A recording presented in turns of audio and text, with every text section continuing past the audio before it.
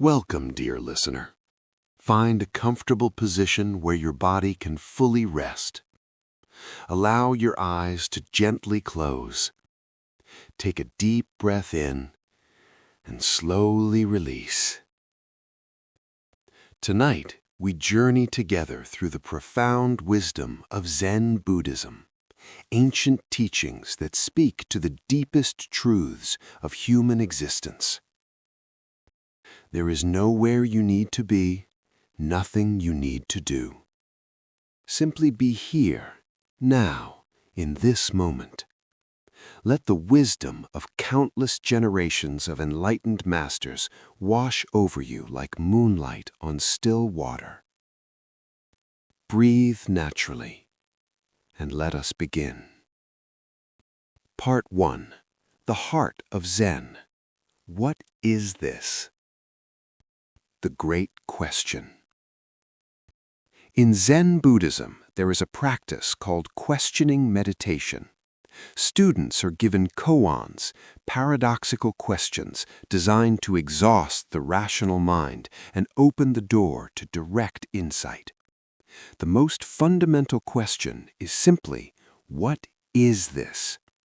What is this moment? What is this breath? What is this awareness that knows you are here, reading these words, breathing, existing? The Zen masters understood that intellectual knowledge cannot satisfy the deepest human longing. We can accumulate facts, theories, philosophies, yet still feel incomplete. Why? Because intellectual understanding is like looking at a menu instead of eating the meal. It describes reality, but doesn't touch it directly. Zen offers something different, direct experience of reality itself, unmediated by concepts and thoughts. This is called kensho or satori, awakening to your true nature.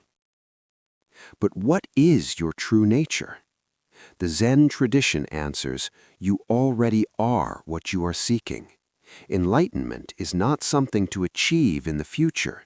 It is your present reality, obscured only by the clouds of thinking, judging, grasping, and rejecting. The great Zen master Dogen said, to study the Buddha way is to study the self. To study the self is to forget the self. To forget the self is to be actualized by myriad things. What does it mean to forget the self? Not to destroy the self or eliminate the personality, but to stop being trapped in the small story of me and mine. When you forget the self, you discover you are everything. The mountains and rivers, the stars and sky, all beings everywhere. This is your true body. Right now, as you listen, can you feel the space around these words? Can you notice the awareness that holds all experience? That awareness is closer to you than your own breath. It has been with you before you were born. It will remain when this body returns to dust. The Zen masters point directly to this awareness, not the contents of consciousness, not thoughts, feelings, sensations, but the consciousness itself, the mirror, not the reflections in the mirror. The pathless path. Zen Buddhism emerged in China when Buddhism from India encountered the practical, nature-loving wisdom of Taoism.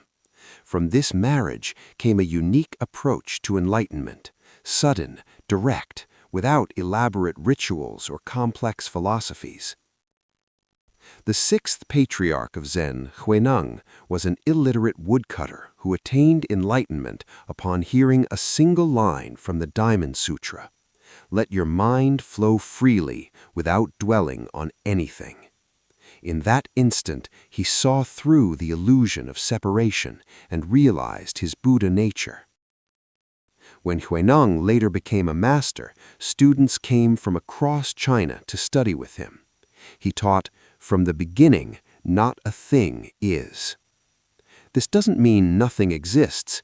It means that the categories and labels we impose on reality, this is good, that is bad, I am separate from you, are mental constructions, not ultimate truth.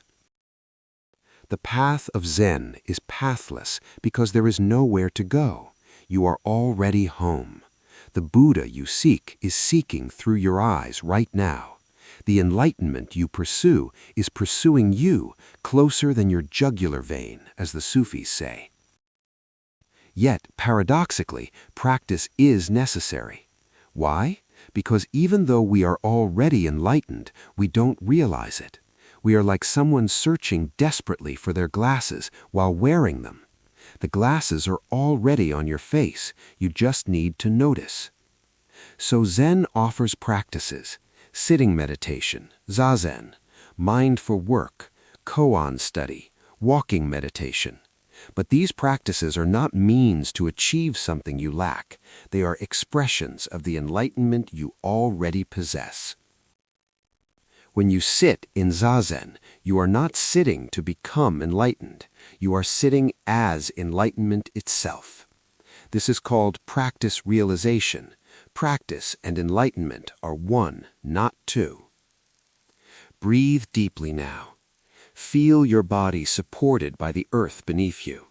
You are held by reality itself, by the ground of being. You cannot fall out of existence.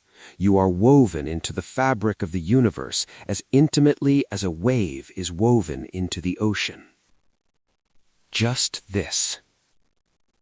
One of the most profound teachings in Zen is the practice of just this breath, just this sound, just this sensation, not comparing it to past experiences or future hopes, not judging it as pleasant or unpleasant, simply meeting reality directly as it is in this moment.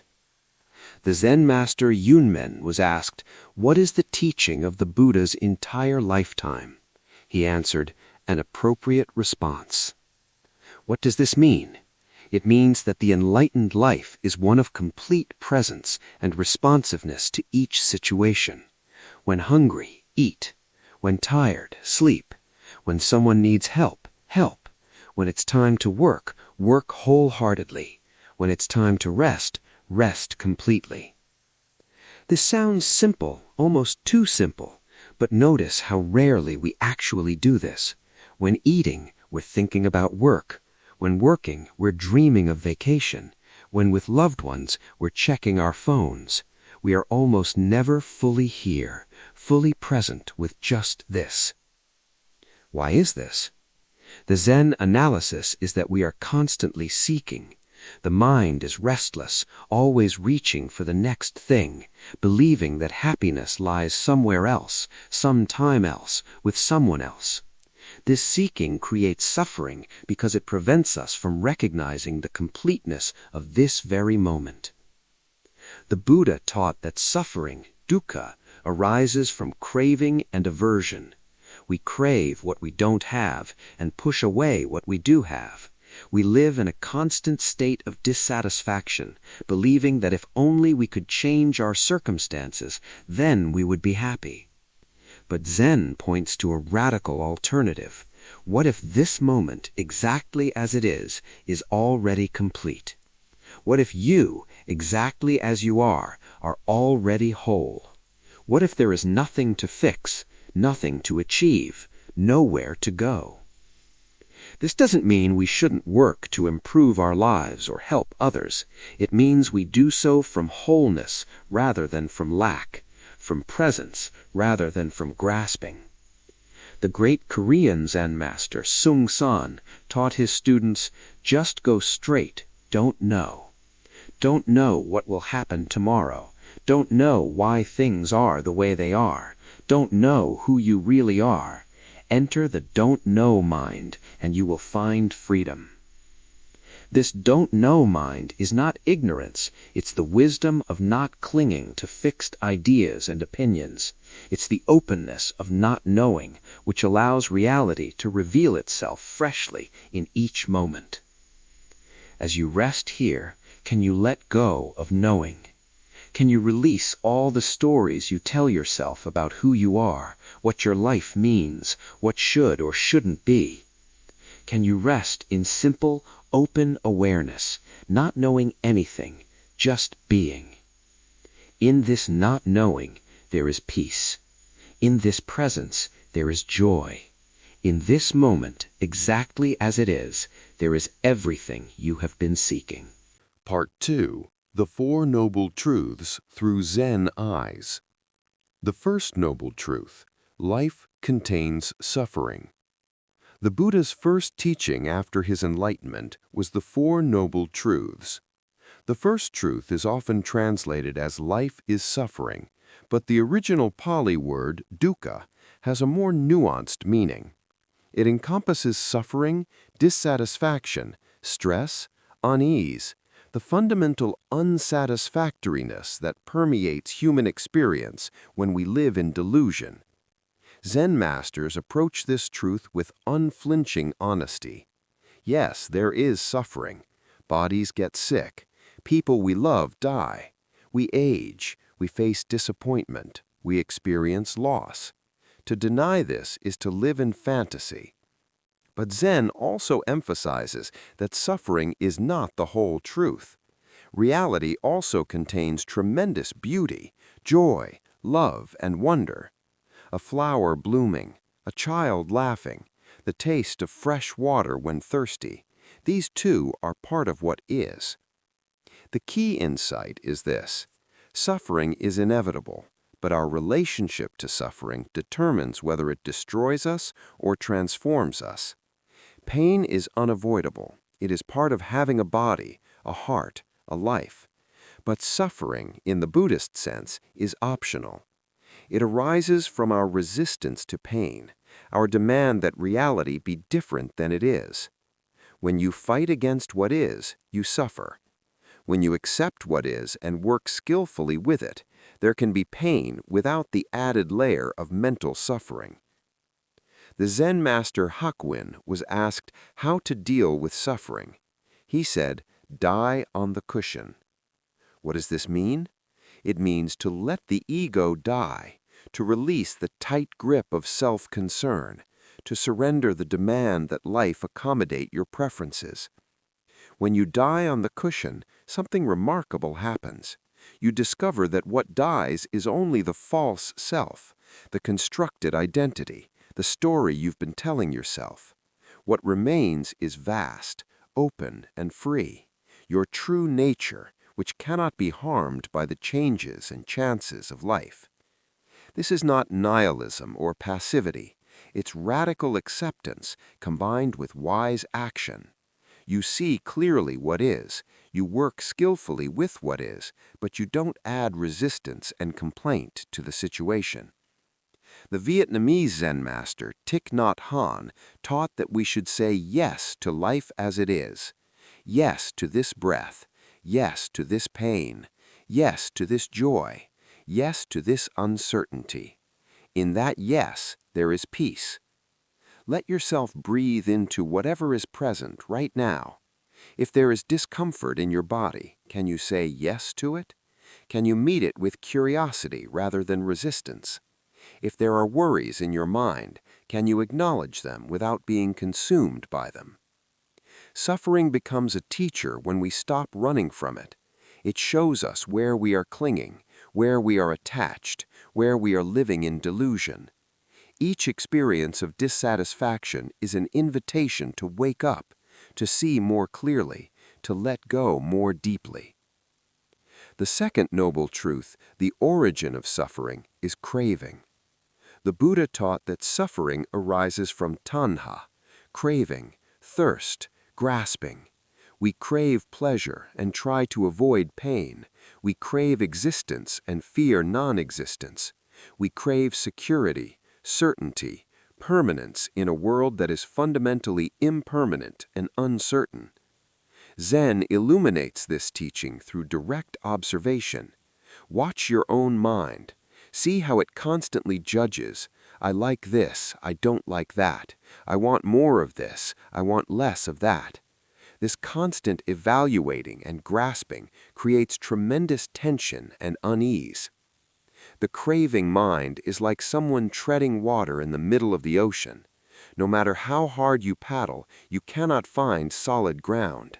You exhaust yourself in an endless effort that leads to nowhere. What would happen if you stopped treading water? Zen asks, what if you simply relaxed and floated? The ocean holds you. Reality supports you. You don't have to grasp and struggle. But letting go of craving is not easy. Our entire consumer culture is built on stimulating desire. We are told constantly that we are incomplete, that we need to buy something, achieve something, become someone different in order to be happy. This is the opposite of the Buddhist teaching. The Buddha discovered that happiness does not come from getting what we want. It comes from wanting what we have, or more precisely, from moving beyond wanting altogether into simple presence and appreciation. The Zen tradition speaks of ordinary mind as the way. What is ordinary mind? The mind that eats when hungry, sleeps when tired, appreciates beauty without grasping it, faces difficulty without collapsing, loves without possessing. Ordinary mind sounds mundane, but it is actually extraordinary. It is the mind free from the tyranny of craving and aversion, the mind at peace with what is, the mind that sees the sacred in the everyday. One student asked the Zen master Joshu, what is the meaning of Bodhidharma coming from the West, a classic question about the essence of Zen. Joshu replied, the oak tree in the garden. What does this mean? It means that ultimate truth is not hidden in abstract philosophy. It is right here, in the concrete, particular, ordinary reality before your eyes. The oak tree is not a symbol of something else. It is itself, complete, perfect, expressing Buddha nature fully. When you stop craving for life to be different, you discover that this life, your actual life, is already extraordinary. The problem was never with reality. The problem was with your relationship to reality, the constant judging, comparing, wanting more or different. As you lie here, notice any sense of wanting the meditation to end, wanting to feel different, wanting tomorrow to come or yesterday to return. Can you observe this wanting without judgment? Can you let it be present without being controlled by it? In Zen, we don't try to eliminate craving through force. That would itself be a form of craving for non-craving. Instead, we simply observe craving with clear awareness. When you see craving clearly, without identifying with it, its power begins to dissolve naturally. You are not your cravings. You are the awareness in which cravings arise and pass away, like clouds moving through the sky. The sky is not disturbed by the movements of desire and aversion. The third noble truth: the cessation of suffering is possible. This is the great good news of Buddhism. Suffering can end. Liberation is possible. You can wake up from the dream of separation and dissatisfaction. In Zen, this liberation is called enlightenment or awakening, but these words can be misleading. They sound like exotic, remote attainments reserved for ancient masters sitting in caves. But the Zen tradition insists enlightenment is your birthright. It is your natural state, obscured only temporarily by confusion and delusion. The great Zen master Bankei taught that everyone is born with the unborn Buddha mind, the inherent, uncreated awareness that is our true nature. This Buddha mind is never confused, never sick, never born, and never dies. It is the eternal witness, the knowing presence that has been with you always. The only question is, will you recognize it? Will you wake up to what you already are? Zen offers many practices to facilitate this recognition, but all of them point to the same essential truth. Stop, be still, look within, See what is looking. When you truly see what is looking, not the thoughts about the looker, not the concept of self, but the actual awareness itself, you recognize your Buddha nature. And in that recognition, suffering ceases. This doesn't mean that pain disappears or that life becomes perfect. It means that you are no longer caught in the dream of separation. You know yourself as the ocean, not just as a wave. And when you know yourself as the ocean, the rising and falling of waves no longer disturbs your peace. The Diamond Sutra says, "Let your mind flow freely without dwelling on anything." When the mind doesn't dwell, doesn't cling, doesn't grasp, it is free. And in that freedom, there is an unshakable peace that doesn't depend on circumstances. Many people think enlightenment means transcending the world, escaping from ordinary life into some blissful state of perpetual meditation. But Zen teaches something different. The 10th ox-herding picture, which depicts the journey to enlightenment, shows the enlightened person returning to the marketplace with gift-bestowing hands. True enlightenment doesn't remove you from the world. It frees you to engage with the world fully, without the distortion of self-centeredness. You still feel joy and sorrow, pleasure and pain, but you are not trapped in them.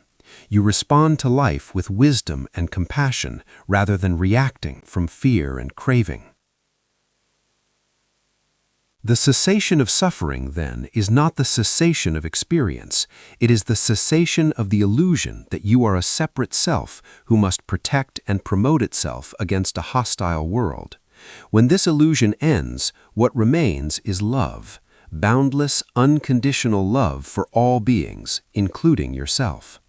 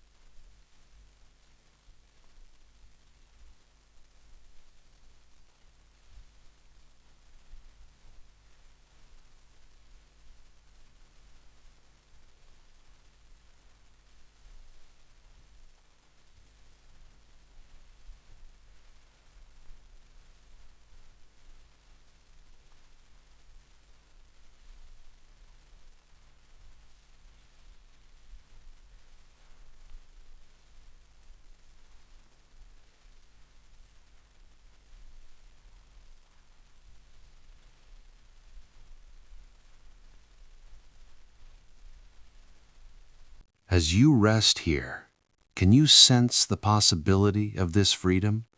Not as something to achieve in the future, but as something already present, like the sun behind clouds. The clouds of thought and emotion come and go, but the sun of awareness is always shining. You don't have to create your Buddha nature. You only have to stop obscuring it with constant thinking, judging, and grasping. When the mind becomes still and clear, like a mirror cleaned of dust, reality is reflected perfectly. And what is reality? Simply this, just this breath, this moment, this awareness. Nothing lacking, nothing extra, complete. The fourth noble truth, the path to the cessation of suffering. The Buddha taught the Eightfold Path as the way to liberation: right view, right intention, right speech, right action, right livelihood, right effort, right mindfulness, and right concentration. Zen embraces this path, but emphasizes its non-dualistic nature. Right doesn't mean right as opposed to wrong. It means appropriate, complete, whole. It means living from your Buddha nature rather than from delusion. Right view, the foundation of the path, is seeing reality as it is, impermanent, without inherent self, characterized by suffering when we cling to what is impermanent and selfless. In Zen terms, right view is seeing your original face, the face you had before your parents were born. Right intention means aligning your deepest intention with the path of awakening, not just wanting enlightenment as another achievement for the ego, but genuinely committing to truth, freedom, and the welfare of all beings. Right speech, action, and livelihood constitute the ethical dimension of the path. Zen is sometimes misunderstood as being beyond ethics, as if enlightenment means you can do whatever you want. This is a grave misunderstanding. The precepts of Zen, not killing, not stealing, not lying, not misusing sexuality, not intoxicating the mind, are not external rules imposed by authority. They are expressions of wisdom and compassion. When you truly see that all beings are yourself, you naturally refrain from harming them. The Zen master Dogen said, "To carry yourself forward and experience myriad things is delusion. That myriad things come forth and experience themselves is awakening." What does this mean? When you act from the delusion of separation, you carry your small self forward, trying to get something, trying to be someone. But when you act from awakening, myriad things experience themselves through you. You become an instrument of reality's self-expression. Right effort means practicing with sincerity and dedication, but without strain or force. Zen speaks of effortless effort, fully committed practice that is simultaneously relaxed and natural. Like a river flowing to the ocean, there is determination in the movement, but no struggle. Right mindfulness is the heart of practice. Mindfulness means remembering to be present, remembering your true nature, remembering that this moment is the only moment there is. In Zen, this is cultivated primarily through Zazen, sitting meditation. In Zazen, you sit upright, breathe naturally, and simply be present with whatever arises, thoughts, sensations, emotions. You don't try to stop thinking or achieve a special state. You just sit, like a mountain, stable and unmoved by the weather passing through. The great instruction of Zazen is, when sitting, just sit.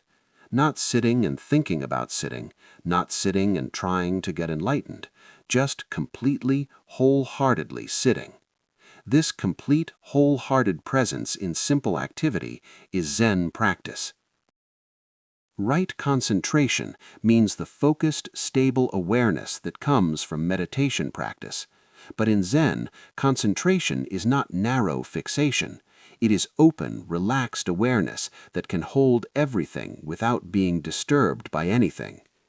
The Eightfold Path, practiced sincerely, transforms your life, not by making you into someone different, but by revealing who you have always been beneath the layers of conditioning and delusion. As you breathe here, sense that you are already on this path. Every moment of presence is right mindfulness. Every act of kindness is right action. Every breath taken with awareness is a step toward liberation. The path is not separate from the goal. Walking the path with full presence, you arrive at each step. There is nowhere else to go. You are always already home. Part 3. Emptiness, the Revolutionary Teaching. The Heart Sutra. At the center of Zen Buddhism lies one of the most profound and paradoxical teachings in all of spirituality, the doctrine of emptiness, Shunyata. The Heart Sutra, chanted daily in Zen monasteries worldwide, proclaims, "Form is emptiness, emptiness is form. Form is not other than emptiness, emptiness is not other than form." What does this mean? It sounds like philosophical nonsense, word games that have nothing to do with real life. But the teaching of emptiness is actually intensely practical and liberating. Emptiness doesn't mean that nothing exists. It means that nothing exists independently, separately, with its own inherent self-nature. Everything exists in relationship, in dependence on everything else. Consider a flower. Where is the flower's boundary? Where does it end and the non-flower begin? The flower depends on soil, water, sunlight, air, the gardener who planted it, the bees that pollinate it. Take away any of these conditions, and there is no flower. The flower is empty of separate existence. It is a temporary gathering of elements, a pattern that arises, exists briefly, and dissolves. Yet this doesn't make the flower less real or less beautiful. In fact, understanding the flower's emptiness allows us to appreciate it more fully, knowing it is precious precisely because it is impermanent and interconnected.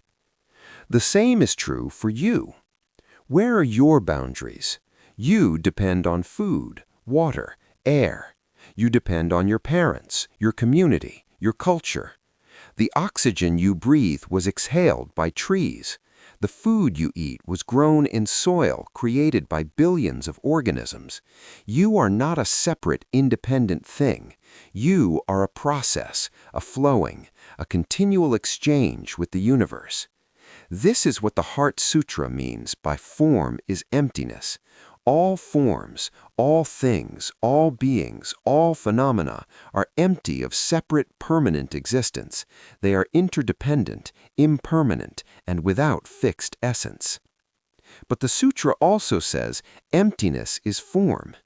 Emptiness is not a void, not nothingness. Emptiness is the creative potential from which all forms arise. It is the openness that allows change, growth, and transformation. In Zen, this is understood through direct experience rather than philosophical analysis. When you sit in deep meditation and the sense of separate self dissolves, what remains? Not nothing. What remains is vast, open awareness, empty of fixed identity, yet full of aliveness, presence, and potential. This empty awareness is your true nature. It is called by many names: Buddha nature, original mind, the unborn, true self, no self. All these terms point to the same reality, the awareness that is reading these words right now, that has been with you your entire life, that is not born when the body is born, and doesn't die when the body dies. The teaching of emptiness is liberating because it frees us from the prison of the separate self. When you see that you are not a fixed, separate entity, but a flowing process interconnected with all of life, fear loosens its grip. What is there to defend when there is no separate self? What is there to grasp when everything is already flowing through you? What is there to fear when you are the entire universe experiencing itself from this particular perspective? The Two Truths. Zen Buddhism, like all Mahayana Buddhism, teaches the doctrine of the two truths, conventional truth and ultimate truth. Conventional truth is the level of everyday reality. On this level, you are you, and I am I. We are separate beings with distinct identities, histories, and characteristics. Cause and effect operate. Actions have consequences. This world is real and meaningful.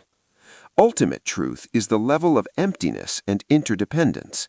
On this level, all separations are seen as conceptual constructs. There is no separate self, no independent things, no fixed boundaries. Everything is empty of inherent existence and one with everything else. The crucial point is, both truths are true. They are not contradictory, but complementary perspectives on the same reality. The mistake of nihilism is to reject conventional truth in favor of ultimate truth. Everything is empty, nothing matters, why bother? This is a misunderstanding. Emptiness doesn't negate the conventional world, it reveals its true nature as interdependent and precious.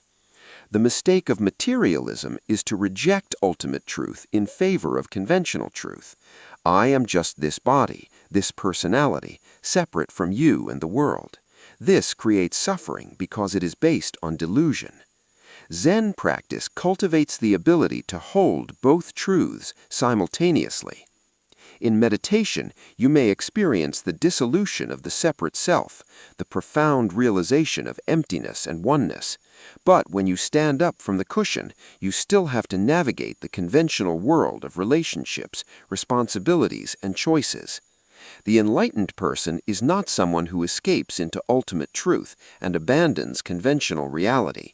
The enlightened person is someone who can function skillfully in the conventional world while never losing sight of the ultimate truth of emptiness and interconnection. This is called living in both worlds at once, or having one foot in emptiness and one foot in form. It requires tremendous flexibility of mind, the ability to shift perspectives without getting stuck in either. The great Zen master Yunmen was asked, "What is the one road of nirvana?" He answered, "Go straight." What does this mean? It means don't get caught in concepts of emptiness versus form, ultimate versus conventional. Just go straight through, responding appropriately to each situation from the clarity of seeing things as they are. When someone is hungry, feed them. Don't lecture them about emptiness. When someone is suffering, offer comfort. Don't tell them their suffering is illusory. Respond to the conventional truth with compassion while resting in the ultimate truth of emptiness and interconnection. This integration of the two truths is the hallmark of mature Zen practice. It allows you to be fully engaged with life without being caught in delusion, fully compassionate without being overwhelmed, fully present without clinging to anything. As you rest here, can you sense both dimensions? The conventional you, lying here, breathing, listening, and the ultimate you, the vast awareness that witnesses all of this, empty of separate existence, yet fully alive and present. Neither perspective is more true than the other. They are two ways of seeing the same reality. Living from emptiness. How does understanding emptiness change how we live? This is the practical question that Zen addresses. When you truly understand emptiness, not just intellectually, but in your bones, several profound shifts occur. First, you become less attached. You still enjoy pleasant experiences, but you don't cling to them because you know they're impermanent and empty of inherent existence. You still work toward goals, but you hold them lightly, knowing that outcomes are dependent on countless conditions beyond your control. Second, you become more compassionate. When you see that all beings are empty of separate self, you recognize that there is no fundamental difference between self and other. The suffering of others is your suffering. The joy of others is your joy. Compassion arises naturally from this recognition. Third, you become more creative and spontaneous. When you're not trapped in fixed ideas about who you are and what you should do, you can respond freshly to each situation. You're not limited by past patterns or future anxieties. You're free to meet this moment exactly as it is. Fourth, you become more peaceful. The root of anxiety is the sense of being a vulnerable, separate self in a threatening world. When you see through the illusion of separation, when you recognize your fundamental unity with all existence, fear loses its foundation. The Zen tradition is full of stories of masters who embodied this freedom. When facing death, they would write a simple poem and pass away peacefully. When meeting success or failure, they would remain equanimous. When encountering beauty, they would appreciate it fully without grasping. This doesn't mean they were emotionless or detached. They felt everything fully: joy, sorrow, love, grief, but they weren't trapped in their feelings. They experienced emotions the way the sky experiences weather, fully present with each passing cloud, yet never disturbed in its fundamental nature. One student asked Master Yunmen, "What is Buddha?" Yunmen replied, "Dried shit stick," a stick used for hygiene in ancient times. This shocking answer points to a profound truth. Buddha nature is not found only in elevated spiritual experiences. It pervades everything equally, the sacred and the mundane, the beautiful and the ugly, the pleasant and the unpleasant. When you truly understand emptiness, you see that everything is Buddha nature. The dried shit stick and the golden statue are equally empty, equally expressions of the one reality. Nothing is excluded. Everything is sacred. This is tremendously liberating. You don't have to escape from ordinary life to find enlightenment. You don't have to become someone special or attain some extraordinary state. You only have to see clearly what is already here, already true. Your life, exactly as it is the manifestation of Buddha nature. Your challenges, your relationships, your work, your rest, all of it is the dance of emptiness and form, the play of the absolute in the relative world. As you breathe here, can you sense this? Can you feel how this very moment, exactly as it is complete and whole? Nothing is lacking. Nothing needs to be different. This is it, this ordinary, extraordinary moment, empty and full, form and emptiness, Buddha nature expressing itself as your life. Rest in this understanding. Let it seep into your bones. You are not separate from the universe. You are the universe experiencing itself from this unique perspective. And that is enough. That is everything. Part 4. The Zen of Impermanence. Everything changes. The Buddhist teaching on impermanence, anicca, is one of the three marks of existence, along with suffering and no self. In Zen, this teaching is not approached as a philosophical doctrine, but as a lived reality to be experienced directly. Everything changes. Everything. Your body is changing with every breath. Cells are dying and being replaced. The person you were 7 years ago is literally not here anymore. Almost every cell has been replaced. You are a river, not a rock. Your thoughts and emotions are changing constantly. Watch your mind for even a few minutes, and you'll see thoughts arising and passing away like bubbles in water. One moment you feel happy, the next moment sad, the next moment calm. Nothing mental stays the same. The world around you is changing. The seasons cycle. Trees grow and die. Buildings are constructed and demolished. Civilizations rise and fall. Even the mountains are wearing down, grain by grain. Even the stars are born and die. Zen asks us to truly feel this impermanence, not to understand it abstractly, but to experience it viscerally. When you sit in meditation, you watch everything arising and passing. Sounds come and go. Sensations appear and disappear. Thoughts emerge and dissolve. Everything is in constant flux. Why is this teaching important?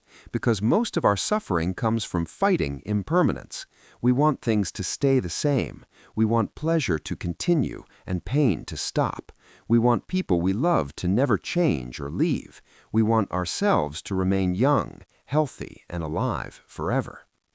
But reality doesn't cooperate with these desires. Everything that arises must pass away. Everyone born must die. Everything that comes together must eventually come apart. This is the nature of conditioned existence. The Zen response is not resignation or despair. It is acceptance and appreciation. When you truly accept impermanence, you stop wasting energy fighting the inevitable. You relax into the flow of change. And paradoxically, this allows you to enjoy each moment more fully, knowing it will not last forever. The cherry blossoms are beautiful precisely because they bloom for only a few days. If they bloomed year-round, would we marvel at them? Their brief appearance makes them precious. The Japanese aesthetic principle of mono no aware, the pathos of things, captures this. Beauty is inseparable from transience. The same is true for your life. Each moment is precious because it will never come again. Each person you meet is unique and irreplaceable. Each breath is a gift, given and then gone. When you live with awareness of impermanence, you stop taking things for granted. You appreciate what is here while it's here. You tell people you love them because you know your time together is limited. You do what matters to you because you know you won't have unlimited opportunities. The Zen master Ikkyu wrote, "We eat, excrete, sleep, and get up. This is our world. All we have to do after that is to die." This is not nihilism, it's realism. Yes, we will die. Everything we build will crumble. Everyone we love will be lost, either through their death or ours. This is not pessimism, it's simply the truth. And from this truth comes urgency and appreciation. Don't waste your life on what doesn't matter. Don't postpone love until tomorrow. Don't wait to wake up. This moment, this precious, impermanent moment, is all you have. Live it fully. Letting go. Impermanence teaches us to let go, but letting go is perhaps the most difficult spiritual practice. We are conditioned to grasp, to hold on, to cling to what we love and push away what we fear. Zen offers a different way, the practice of non-attachment. Non-attachment is often misunderstood. It doesn't mean not caring or not loving. It means loving without clinging, caring without grasping, enjoying without addiction. Think of how you might hold a bird. If you grasp it tightly, you crush it. If you hold it loosely, it can rest in your hand, and when it's ready, it can fly away. Non-attachment is holding everything in life like you would hold a bird, gently, with open hands. This applies to things, to people, to experiences, and even to yourself. Can you hold your possessions lightly, knowing they're impermanent? Can you love people without needing to possess them? Can you enjoy experiences without trying to freeze them in time? Can you be yourself without clinging to a fixed identity? The Zen tradition uses powerful metaphors for letting go. One of the most striking comes from the Ten ox-herding pictures, a series of images depicting the spiritual journey. In one picture, the seeker lets go of the ox, representing the true self that has been found, and even lets go of the rope used to hold it. Eventually, both ox and self disappear, leaving only a circle, emptiness. What does this mean? It means that even your attainment of enlightenment must be released. Even your spiritual accomplishments must be let go. Otherwise, they become new forms of grasping, new ways the ego appropriates and claims ownership. True freedom comes when you let go of everything, including the one who is letting go. This is not annihilation, but liberation. When you release all grasping, what remains is vast, open, and free, your original nature, which was never bound in the first place. But how do we practice letting go? Not through force or suppression. You cannot force yourself to stop grasping. That would be grasping at non-grasping. Instead, Zen teaches gentle awareness. Notice when you're clinging. Feel the tension of grasping in your body and mind. Don't judge it or fight it. Just see it clearly. In that clear seeing, grasping naturally releases, like a hand that relaxes when you become aware it's been clenched. One practice is to notice your relationship to thoughts. Thoughts arise constantly, and we have a habit of grasping them, believing them, identifying with them. But what if you let thoughts be like clouds passing through the sky? They come, they go, and the sky remains unchanged. Try it now. Notice a thought arising. Don't follow it or push it away. Just watch it appear and disappear. You don't have to do anything with it. It's just a thought, empty of inherent reality, passing through the vast space of awareness. The same can be done with emotions, sensations, experiences. Let them come, let them be, let them go. Like waves in the ocean, they rise and fall, but the ocean is not disturbed. This is the art of letting go, not rejecting experience, but not clinging to it either. Full participation without attachment, complete engagement without grasping. This is the middle way that the Buddha taught, neither indulgence nor suppression, but wise relationship to all that arises. As you rest here tonight, practice letting go. Let go of the day that has passed. Let go of tomorrow's concerns. Let go of who you think you are and who you think you should be. Let go of preferences about what should be happening in this moment. Just let everything be as it is. In this radical acceptance, this complete letting go, you will find a peace that doesn't depend on circumstances. You will discover that your true nature is already free, has always been free, and letting go simply reveals the freedom that was there all along. Death, the ultimate teacher. In Zen, death is not avoided or denied. It is confronted directly as perhaps the most important teacher on the spiritual path. Why? Because death reveals the truth of impermanence in the most undeniable way. Everything you have, your body, your relationships, your accomplishments, your identity, will be lost. Death strips away all pretense, all delusion, all the stories you tell yourself about who you are. The Zen tradition has a powerful practice called death meditation.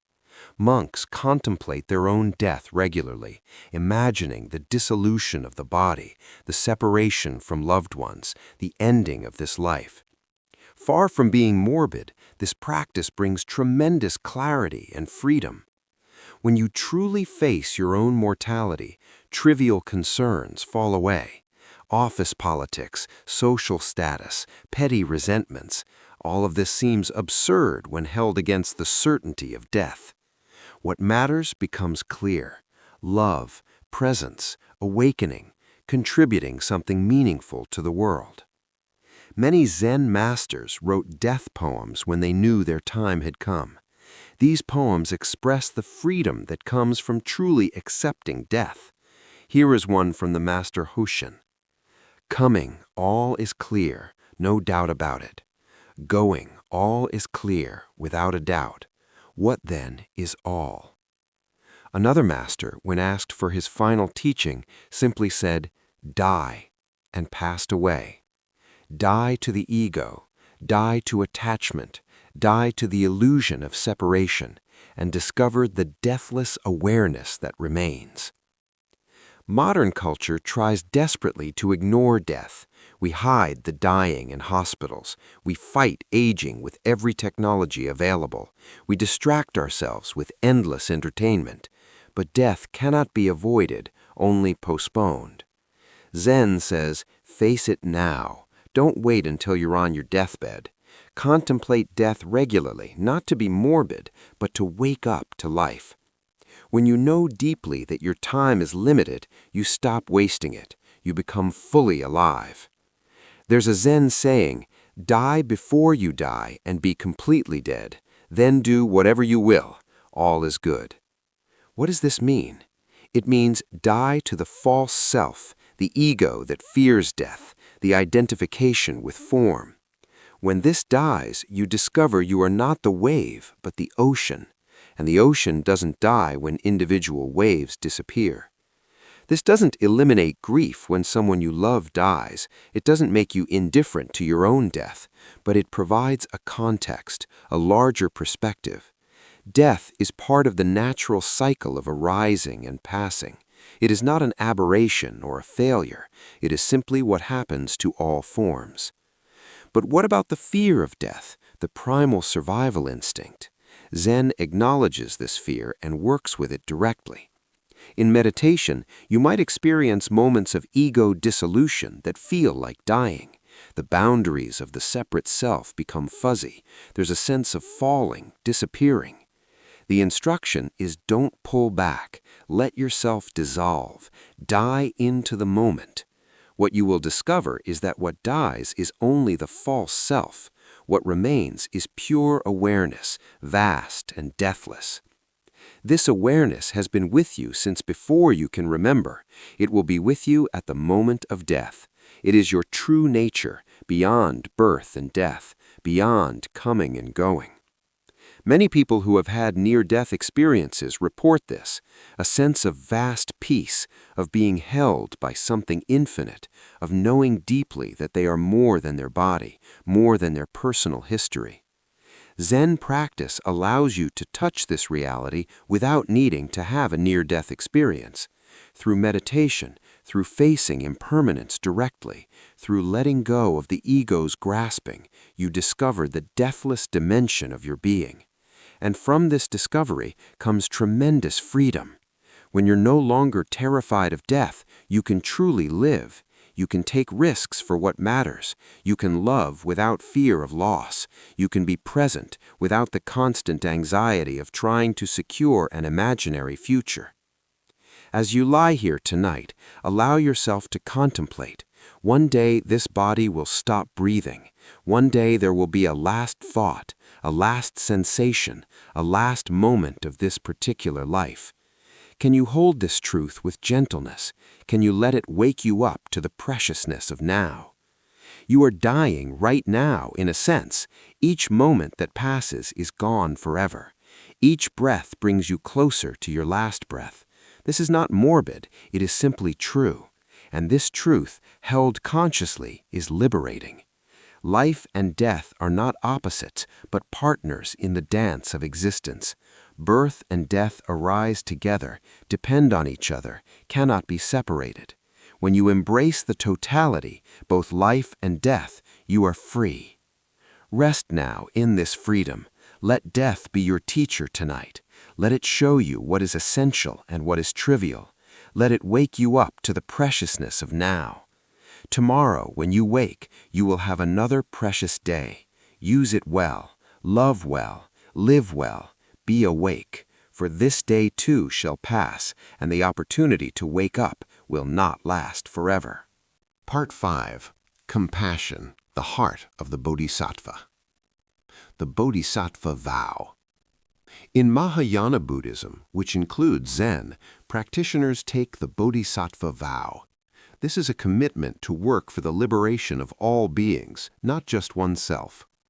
The vow is often expressed as, however innumerable beings are, I vow to save them all. However inexhaustible the passions are, I vow to extinguish them all. However immeasurable the dharmas are, I vow to master them all. However incomparable the Buddha's truth is, I vow to attain it. These vows are impossible to fulfill completely. There are infinite beings, endless delusions, countless teachings. Yet the Bodhisattva makes these vows anyway. Why? Because the vow itself transforms you.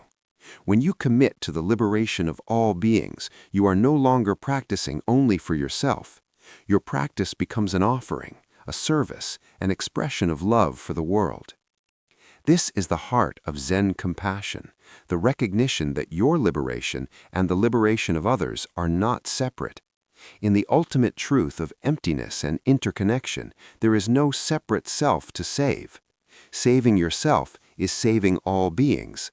Saving all beings is saving yourself. The Bodhisattva embodies this paradox. On one level, they work tirelessly to help others, feeding the hungry, comforting the suffering, teaching the confused. On another level, they know there is ultimately no one to save, nothing to do, nowhere to go. Form and emptiness, effort and non-effort are held together.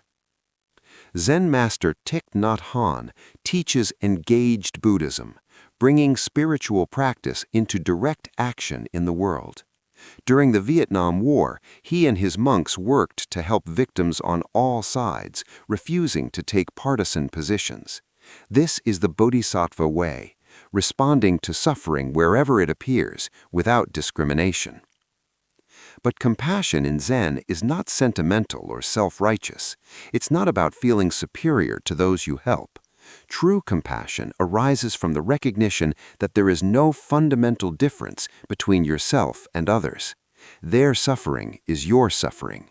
How could you not respond? The word compassion comes from Latin roots meaning to suffer with. You don't look down on others from a position of spiritual attainment. You suffer with them, feel with them, meet them in their pain, without trying to fix or change them. This requires tremendous courage and clarity. It's easy to feel overwhelmed by the world's suffering, to become numb or despairing. The Bodhisattva must cultivate equanimity along with compassion, the ability to remain centered and clear, even while fully feeling the pain of the world. One way Zen cultivates this is through the practice of loving kindness, metta. In meditation, you extend goodwill first to yourself, then to loved ones, then to neutral people, then to difficult people, and finally to all beings everywhere. This practice reveals something remarkable. The heart has infinite capacity. Love doesn't diminish when shared. The more you extend compassion, the more it grows. Your heart is not a limited container that empties when you give. It's a spring that flows endlessly when you open it. The Bodhisattva Kuan Yin, or Avalokiteshvara, is depicted with 1,000 arms, each holding a tool for helping beings. This symbolizes the infinite creativity of compassion. There are countless ways to help, countless forms suffering takes, countless skillful means for responding. Sometimes compassion means gentle comfort. Sometimes it means fierce truth-telling. Sometimes it means helping directly. Sometimes it means stepping back and allowing others to find their own way. True compassion is responsive to each situation, not following fixed rules. As you rest here, can you feel compassion for yourself, for the struggles you've faced, the mistakes you've made, the pain you've endured? Can you hold yourself with the same tenderness you would offer a suffering child? Self-compassion is not self-indulgence. It's the foundation of genuine compassion for others. When you're harsh and critical with yourself, that harshness leaks out onto others. When you're gentle and forgiving with yourself, that gentleness extends naturally to all beings. The Bodhisattva path is not a grim duty, but a joyful offering. Yes, there is suffering in the world. Yes, the work is endless, but the Bodhisattva doesn't help others out of obligation or guilt. They help because it's their nature, like a tree giving shade or a river flowing to the sea. When you align yourself with your Buddha nature, compassion arises spontaneously. You don't have to force it or manufacture it. It flows naturally from the recognition of oneness, from the love that is your deepest nature. The practice of forgiveness. One of the most powerful expressions of compassion is forgiveness. Holding resentment is like drinking poison and expecting the other person to die. It harms you more than them. Forgiveness is not for their sake, but for yours.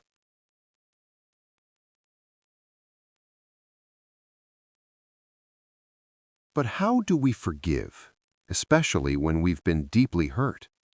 Zen doesn't offer easy platitudes. It acknowledges that forgiveness is difficult and requires real practice.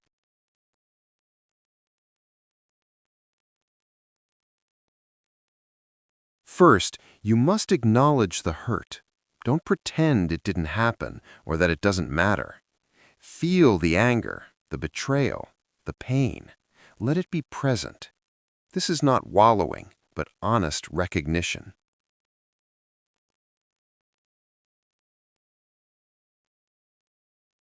Second, understand the context.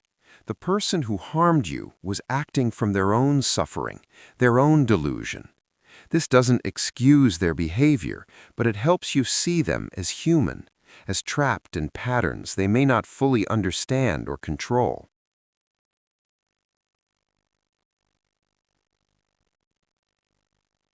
Third, recognize your own capacity for harm. You too have hurt others, even unintentionally. You too act from confusion and reactivity. When you see your own shadow clearly, judgment of others softens.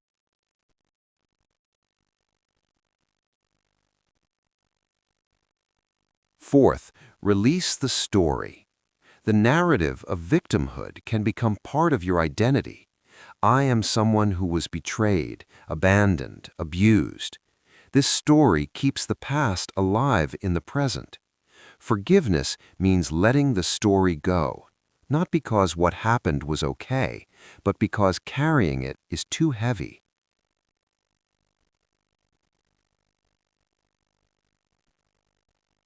Finally, make peace with what is.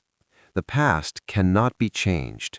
No amount of resentment will undo what happened. The only question is, how will you respond now? Will you let the past poison your present, or will you choose freedom?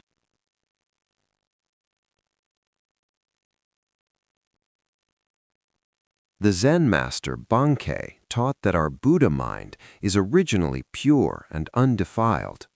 Anger and resentment are like clouds passing through the sky. They obscure the sun temporarily, but cannot harm it.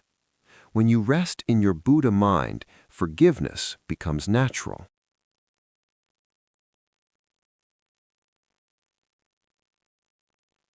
This doesn't mean you must maintain relationship with everyone. Forgiveness doesn't require reconciliation. You can forgive someone and still choose to protect yourself by maintaining distance. Forgiveness is an internal release, not necessarily an external relationship.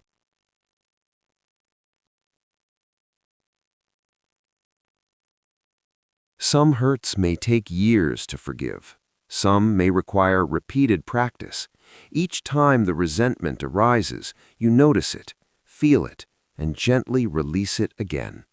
Like training a puppy, you must be patient and persistent.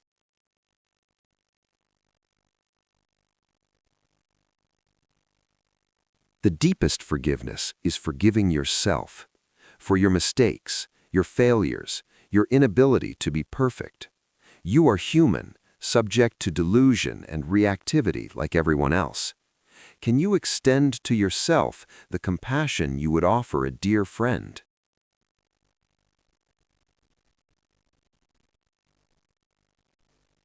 The Bodhisattva knows that everyone is doing their best given their level of consciousness. People act harmfully out of ignorance, not evil. Even the cruelest person is suffering in their own way, trapped in their own delusion.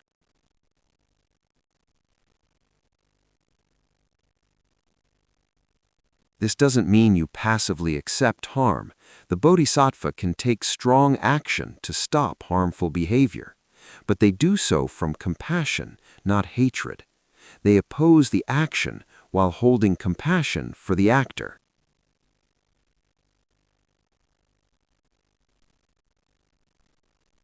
As you breathe here tonight, is there someone you need to forgive? Can you feel the weight of resentment you've been carrying? Can you consider the possibility of setting it down?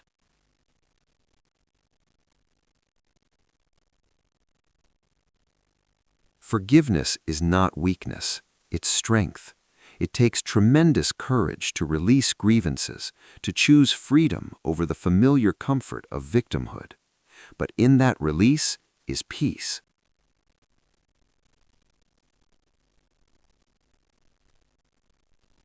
You don't forgive for them, you forgive for you, so you can be free, so you can live fully in the present rather than being haunted by the past, so you can open your heart again without fear.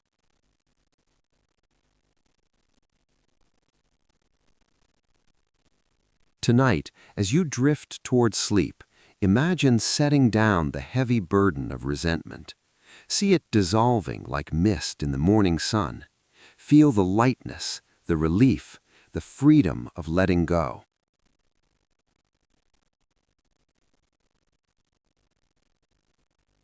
Forgiveness is a gift you give yourself, and in giving it to yourself, you give it to the whole world. Because when you are free, your freedom radiates outward, touching everyone you encounter.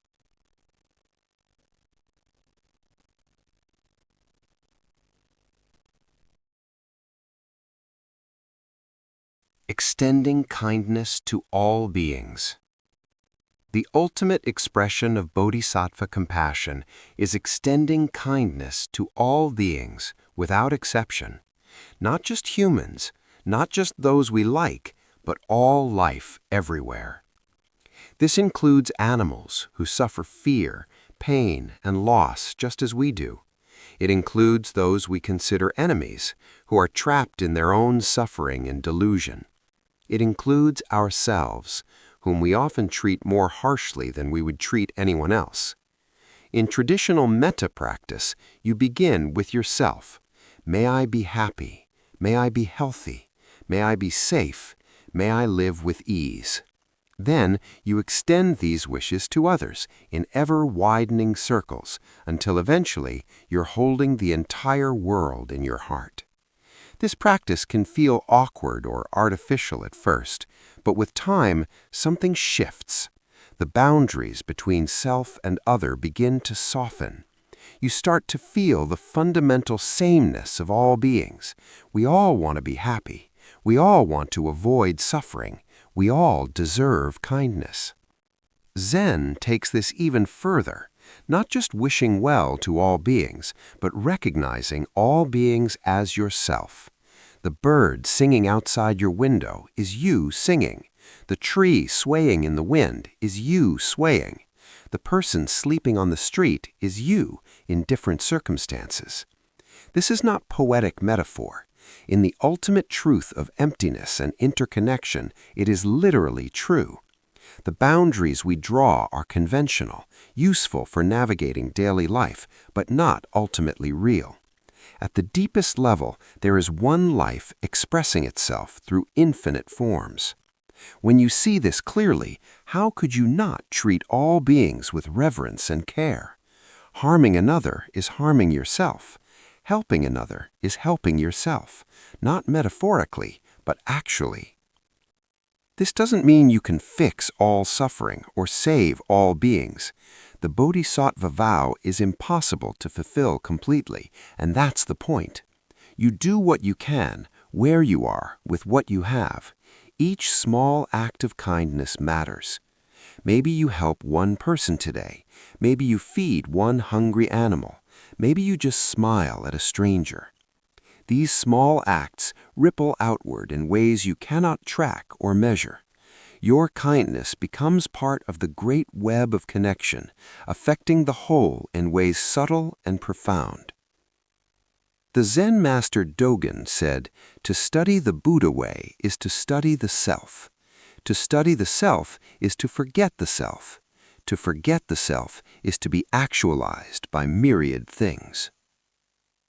When you forget the self, when you stop being trapped in self-concern, you become available to be actualized by myriad things. You become a channel of compassion to flow through. You become an instrument of love. This is the secret of the Bodhisattva. They don't help others out of sacrifice or duty. They help because there is no separate self to sacrifice. Helping is as natural as breathing. It's the spontaneous expression of their true nature. As you rest here, can you sense this? Can you feel how your breath is continuous with the air around you? How your body is continuous with the earth beneath you? How your mind is continuous with all minds? You are not separate. You never were. The illusion of separation is the source of all suffering, and the recognition of connection is the source of all joy. Tonight, as you sleep, your compassion can continue working. Silently, invisibly, your sincere wish for the happiness of all beings sends ripples through the web of reality. Your open heart affects the whole, even while you rest. May all beings be happy. May all beings be free from suffering. May all beings awaken to their true nature, including you, especially you, for you are all beings experiencing life from this unique perspective. Rest in this knowing, sleep in this vast compassion, and wake tomorrow ready to offer your life in service to the awakening of all. Part 6. Mindfulness in Daily Life. Washing the dishes. Zen practice is not confined to the meditation cushion. Every activity is an opportunity for practice, for bringing full awareness to this present moment. The Zen tradition emphasizes this through the concept of everyday mind is the way. Thich Nhat Hanh tells a story about washing dishes. Most people wash dishes to get them done, thinking about what comes next. But what if you washed dishes just to wash dishes? What if you brought full attention to the warm water, the soap bubbles, the feel of each plate? When you wash dishes to wash them, the activity transforms from a chore to a meditation. You are fully present, not trying to get somewhere else. And in that presence, peace arises. This applies to everything. Walking is not just moving from place to place. It's feeling each step, each contact of foot with ground. Eating is not just fueling the body. It's tasting, chewing, savoring each bite. Working is not just earning money. It's engaging fully with the task at hand. The key is attention. Wherever you place your attention becomes sacred. When you eat mindfully, eating becomes a spiritual practice. When you listen deeply to someone, conversation becomes a meditation. When you clean your home with full presence, cleaning becomes a ceremony. Why does this matter? Because life is made of moments, and most of us are not present for our moments. We're lost in thought about past or future, missing the only time we're actually alive, now. Zen asks, where are you when you're washing dishes? Are you there at the sink with the water and the plates? Or are you somewhere else entirely, lost in mental narratives about your problems, your plans, your judgments? Most of us spend more time in our heads than in our actual lives. We experience reality through a filter of constant thinking, planning, worrying, remembering. We miss the directness, the vividness, the aliveness of now. Zen practice trains you to come back to this moment again and again. Not once, not permanently, but continuously. The mind wanders. This is natural. You notice it has wandered. You gently bring it back. This is the practice. You don't need special circumstances for mindfulness. You don't need to be on a meditation retreat or in a monastery. Every moment offers the opportunity. Waiting in line, sitting in traffic, taking a shower, all of it can be practice. The question to ask yourself frequently is, am I here? Right now, are you present with this breath, this sensation, this moment? Or are you lost in thought, believing your mental narratives are more real than actual reality? When you practice returning to the present moment throughout the day, something remarkable happens. The quality of your experience changes.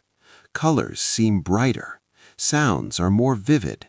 Life feels richer, more textured, more alive. Why? Because you're actually experiencing your life instead of thinking about it. You're tasting your food instead of planning tomorrow. You're feeling your body instead of judging it.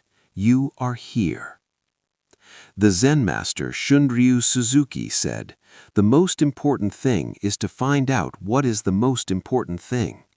For Zen, the most important thing is to be present. Nothing else matters as much. You could have all the external success in the world, but if you're not present for your life, you're missing it. As you lie here, practice this now. Feel the surface beneath you. Notice the temperature of the air. Hear the sounds around you. Feel the breath moving in and out. This is what's actually happening. Everything else is story, thought, fantasy. Can you rest here in simple presence, not trying to get anywhere or become anyone? Can you be completely ordinary, completely yourself, completely here? This is the practice. Not flashy, not dramatic, just being present for your actual life. This moment, this breath, this sensation, again and again and again. Working meditation. In Zen monasteries, work is considered as important as sitting meditation. There's even a specific practice called samu, working meditation. Students might chop vegetables, sweep floors, tend gardens, all with the same meditative attention they bring to sitting. Why is work valued so highly? Because it's another opportunity to practice presence and to express your Buddha nature through skillful action. The quality you bring to your work reveals the quality of your consciousness. When you work with full attention, the ego drops away. You're not thinking about yourself, not worrying about others' opinions, not daydreaming. You're simply doing what needs to be done, completely absorbed in the task. This is what Mihaly Csikszentmihalyi calls flow, the state of complete engagement where time disappears and you're one with your activity. Athletes call it the zone. Zen calls it everyday enlightenment. The key is not what you're doing, but how you're doing it. You can wash dishes in a distracted, resentful way, or you can wash them as a meditation, as an offering, as an expression of care. The dishes are the same. The difference is in you. Zen teaches that there is no distinction between sacred and mundane work. Chopping wood and carrying water are as holy as chanting sutras. Taking out the trash with full presence is as much spiritual practice as sitting in meditation. This is liberating. You don't have to wait for special circumstances to practice. Your entire life is the practice ground. Every task, every interaction, every moment offers an opportunity to wake up. But this requires a shift in attitude. Most of us see work as something to get through so we can get to the real part of life, leisure, entertainment, relaxation. We're always waiting for the weekend, the vacation, the retirement. Zen says, this is the real part of life. This moment, whatever you're doing, is it. Don't wait. Don't postpone. Wake up now in the middle of whatever you're doing. One famous Zen story tells of a monk who asked his master, "What is enlightenment?" The master replied, "When hungry, eat. When tired, sleep." The monk was confused. "Isn't that what everyone does?" The master said, "No. When eating, most people are thinking about 1,000 things. When sleeping, they're dreaming of 10,000 things." True mindfulness means doing one thing at a time, completely. When you eat, just eat. When you work, just work. When you rest, just rest. Simple, but revolutionary in a culture of constant distraction and multitasking. Modern technology makes this harder. We're always connected, always available, always stimulated. The mind rarely gets a rest. We've lost the ability to just sit quietly, to just walk without podcasts in our ears, to just be without constant input. Zen invites you to reclaim simplicity. Turn off the devices sometimes. Do one thing at a time. Be with your experience without trying to enhance or escape it. This is how you return to sanity in an insane world. As you consider your own life, what activities could become working meditation for you? Cooking, cleaning, gardening, crafts, driving, walking. What if you brought full presence to these ordinary activities? You might discover that the peace you seek is not far away in some future attainment or special experience. It's here, in the simple act of chopping vegetables, washing clothes, or typing on a keyboard. It's in the full, mindful engagement with ordinary life. This is the Zen secret. Enlightenment is not elsewhere. It's in the complete embrace of this moment, this task, this life exactly as it is. Nothing lacking, nothing extra. Just this. Perfect as it is. Mindful communication. One of the most challenging areas for mindfulness practice is communication. How we speak to others reveals much about our level of consciousness. Speech can harm or heal, divide or unite, obscure truth or illuminate it. The Buddhist precepts include right speech, not lying, not speaking harshly, not gossiping, not using divisive language. These guidelines point toward mindful communication. Before speaking, the Zen practitioner asks, is it true? Is it necessary? Is it kind? These three questions can prevent much harm.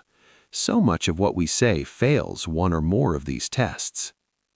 Mindful listening is equally important. Most of us don't really listen. While someone is talking, we're planning our response, judging what they're saying, or thinking about something else entirely. We hear words but miss the human being behind them. True listening means giving someone your complete attention, not interrupting, not problem-solving unless asked, just receiving their words and their presence. This is a profound gift. Thich Nhat Hanh teaches deep listening, listening with the intention to understand, not to respond. You listen to hear the suffering, the joy, the truth of the other person. You create space for them to express themselves fully. This kind of listening is healing. When someone feels truly heard, something in them relaxes. They feel validated, respected, seen. This is compassion in action. Mindful speech also means pausing before responding. When someone says something that triggers you, the reactive mind wants to defend, explain, counterattack. But what if you paused, took a breath, felt the emotion in your body, and then chose your response consciously? This pause creates space for wisdom to emerge. You might realize you don't need to respond at all. You might find words that express your truth without attacking theirs. You might discover that your initial reaction was based on misunderstanding. The Zen tradition values silence highly. Sometimes the most mindful communication is no communication. There's wisdom in knowing when to speak and when to remain silent. Speech creates karma. Words have power to harm or heal, to create suffering or alleviate it. When you speak mindfully, you create conditions for understanding and connection. When you speak unconsciously, you perpetuate confusion and conflict. Notice your own patterns of speech. Do you interrupt? Do you dominate conversations? Do you stay silent when you should speak up? Do you gossip? Do you complain habitually? Do you use sarcasm to hide vulnerability? These patterns are not bad or wrong. They're just habits, often formed in childhood as strategies for connection or protection. But as you become aware of them, you can choose differently. Mindful communication doesn't mean perfect communication. You will still make mistakes, say things you regret, misunderstand, and be misunderstood. The practice is bringing awareness to the process, learning from errors, and continuing to practice. One powerful practice is mindful reconciliation. When you've harmed someone with your words, acknowledge it. Apologize without defending or explaining. Take responsibility. This takes courage but creates healing. When someone has harmed you with their words, practice expressing your hurt without blame. When you said X, I felt Y. This is different from you made me feel Y. You own your experience while being honest about the impact of their words. In intimate relationships, mindful communication is essential. Partners must learn to express needs, boundaries, and feelings clearly and kindly. They must learn to listen beneath the words to the underlying emotions and needs. Conflict is not the problem. Unconscious conflict is the problem. When two people can disagree mindfully, staying present with each other, even in difficulty, the relationship deepens. When conflict devolves into unconscious reactivity, it creates distance and hurt. As you rest here, reflect on your own communication. How could you bring more mindfulness to your speech and listening? What would change if you paused more, listened more deeply, spoke more carefully? The Buddha said, "Words have the power to both destroy and heal. When words are both true and kind, they can change our world." This is the power of mindful communication. Use it wisely, use it with love, and watch how your relationships transform. Part 7. Koans, the Way of Paradox. What is the sound of one hand clapping? Koans are Zen's most distinctive teaching tools. These paradoxical questions or statements are designed to short-circuit the rational mind and open the door to direct insight. The most famous koan is probably, what is the sound of one hand clapping? This question cannot be answered logically. One hand cannot clap. Clapping requires two hands meeting, so the question seems nonsensical. But that's precisely the point. The koan forces you beyond logic, beyond conceptual thinking, into direct experience. You cannot think your way to the answer. You must move to a different mode of knowing. Some students struggle with koans for years. They bring logical answers to the master, who rejects them all. If two hands clapping make a sound, then one hand must make half the sound. Rejected. One hand clapping is silence. Rejected. The question itself is the sound. Rejected. Why are these answers rejected? Because they're still conceptual, still trapped in the thinking mind. The koan asks you to demonstrate understanding, not explain it. You must embody the answer, not describe it. When a student finally gets a koan, it's not through thinking, but through a sudden shift in consciousness. They see something directly that cannot be put into words. This is kensho, awakening.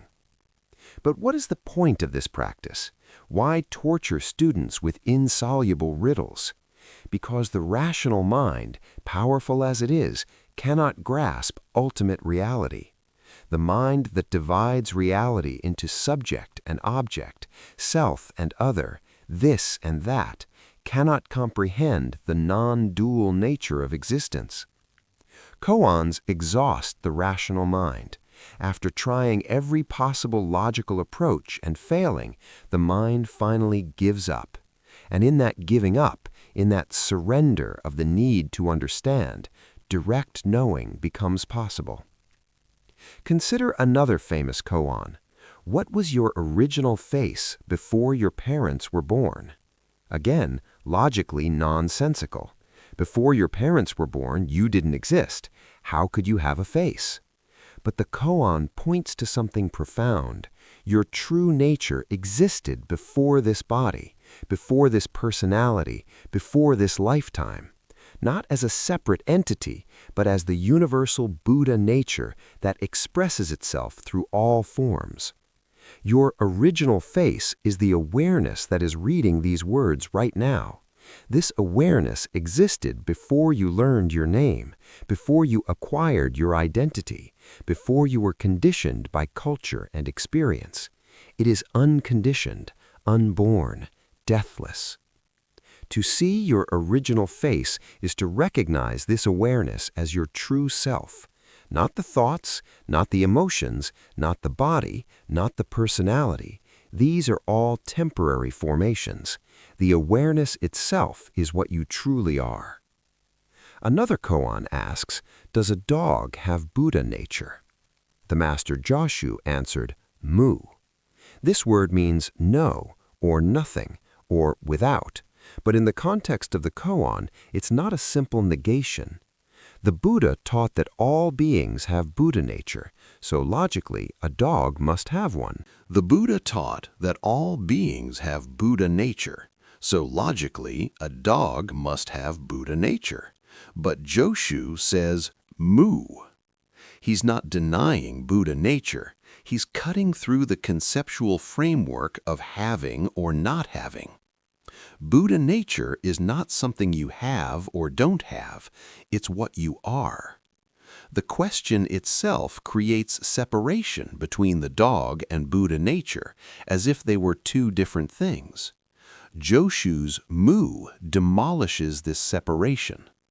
Students working with the mu koan are instructed to become mu, not to think about mu, not to understand mu conceptually, but to breathe mu, walk mu, eat mu, sleep mu, to merge completely with mu until there is no separation between self and mu.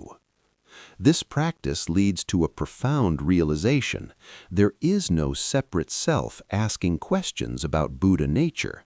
There is only Buddha nature manifesting as the questioner, the question, and the answered. Koans work by creating what Zen calls great doubt, a state of intense not knowing that opens the mind beyond its usual limitations.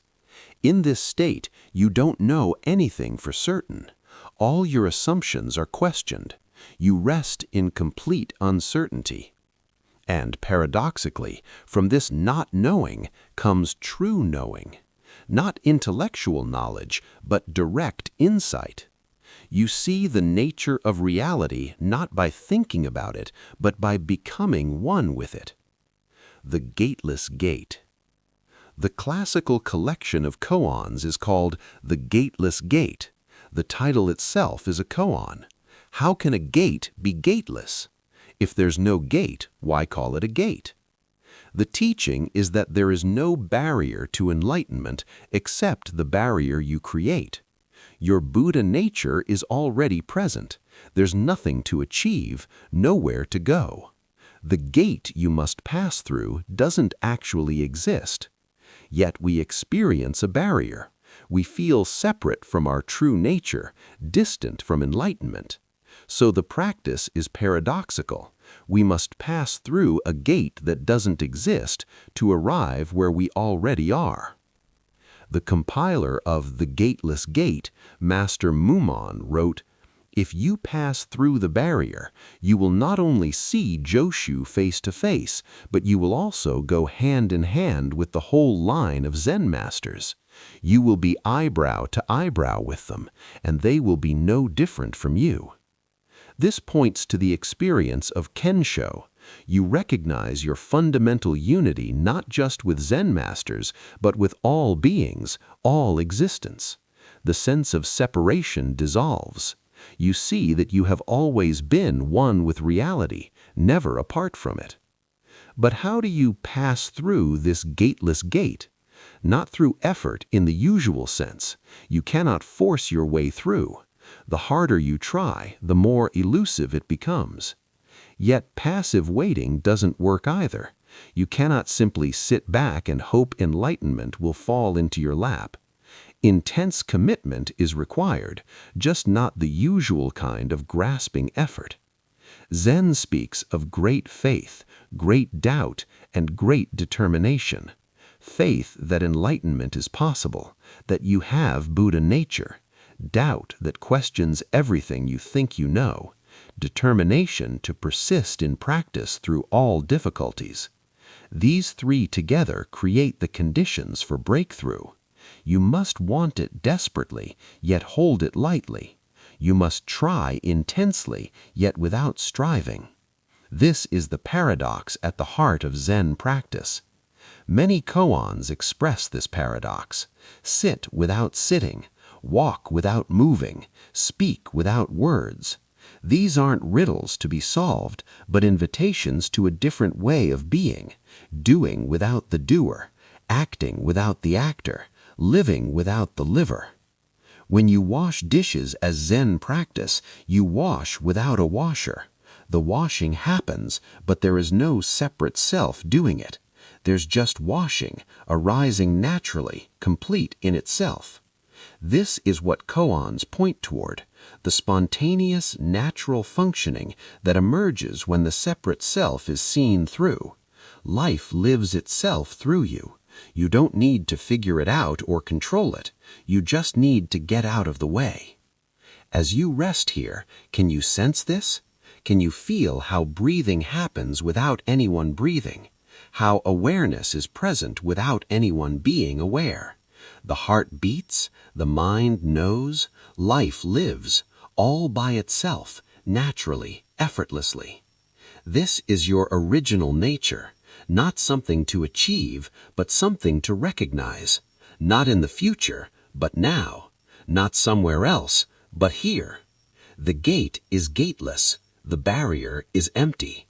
You are already home. Living the koan.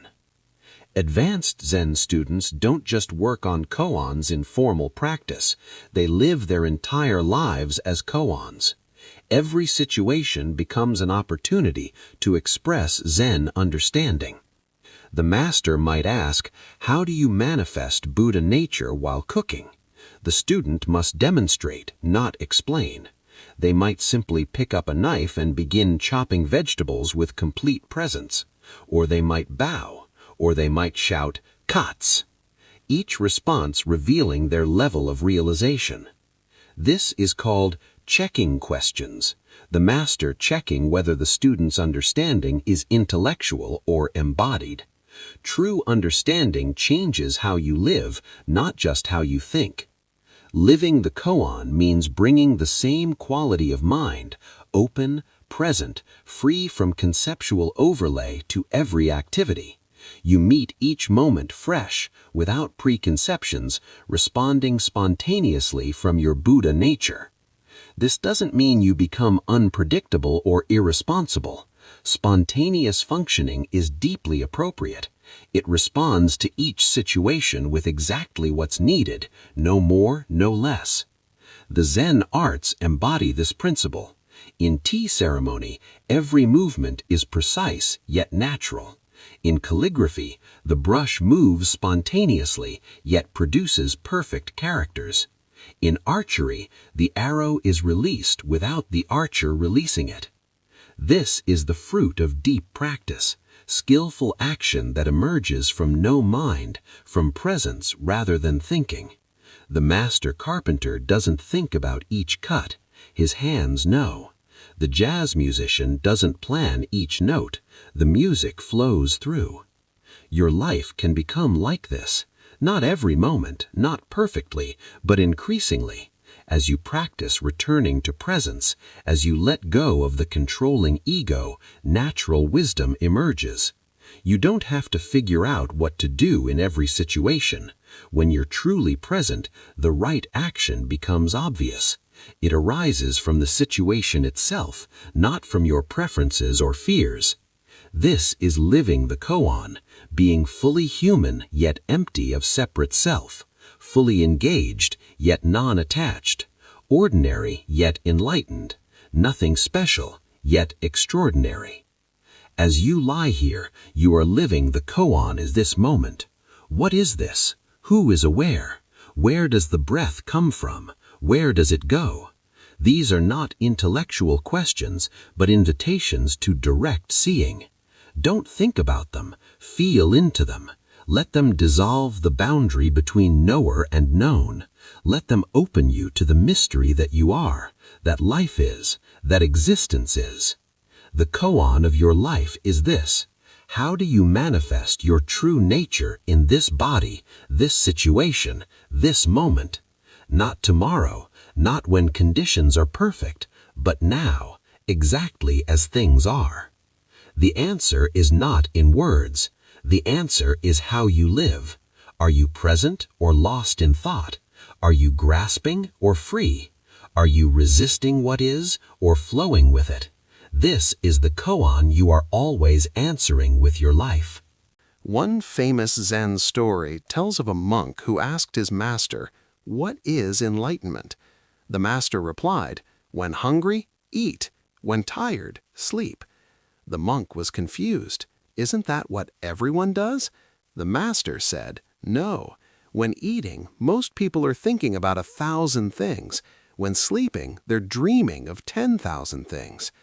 True mindfulness means doing one thing at a time, completely. When you eat, just eat. When you work, just work. When you rest, just rest. Simple, but revolutionary in a culture of constant distraction and multitasking.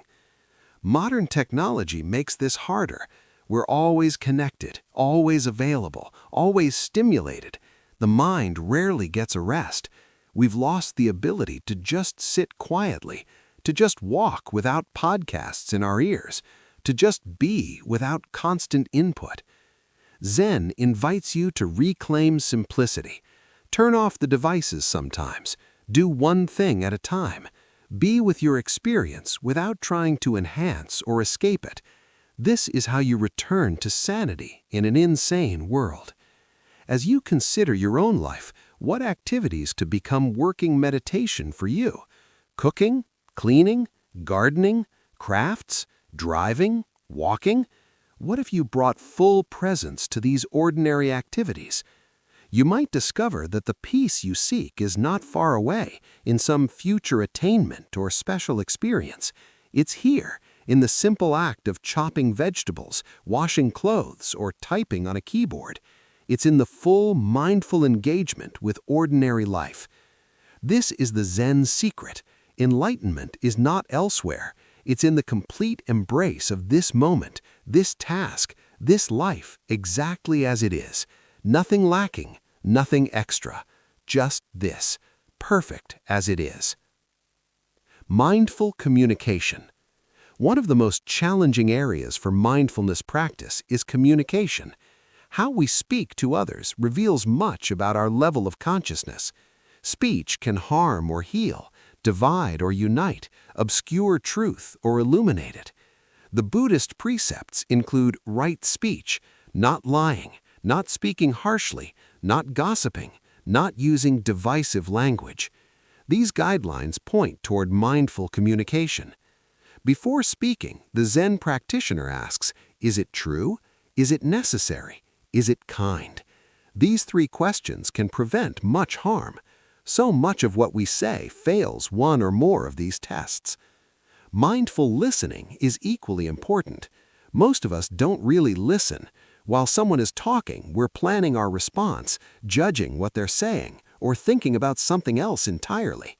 We hear words but miss the human being behind them. True listening means giving someone your complete attention, not interrupting, not problem-solving unless asked, just receiving their words and their presence. This is a profound gift. Thich Nhat Hanh teaches deep listening, listening with the intention to understand, not to respond. You listen to hear the suffering, the joy, the truth of the other person. You create space for them to express themselves fully. This kind of listening is healing. When someone feels truly heard, something in them relaxes. They feel validated, respected, seen.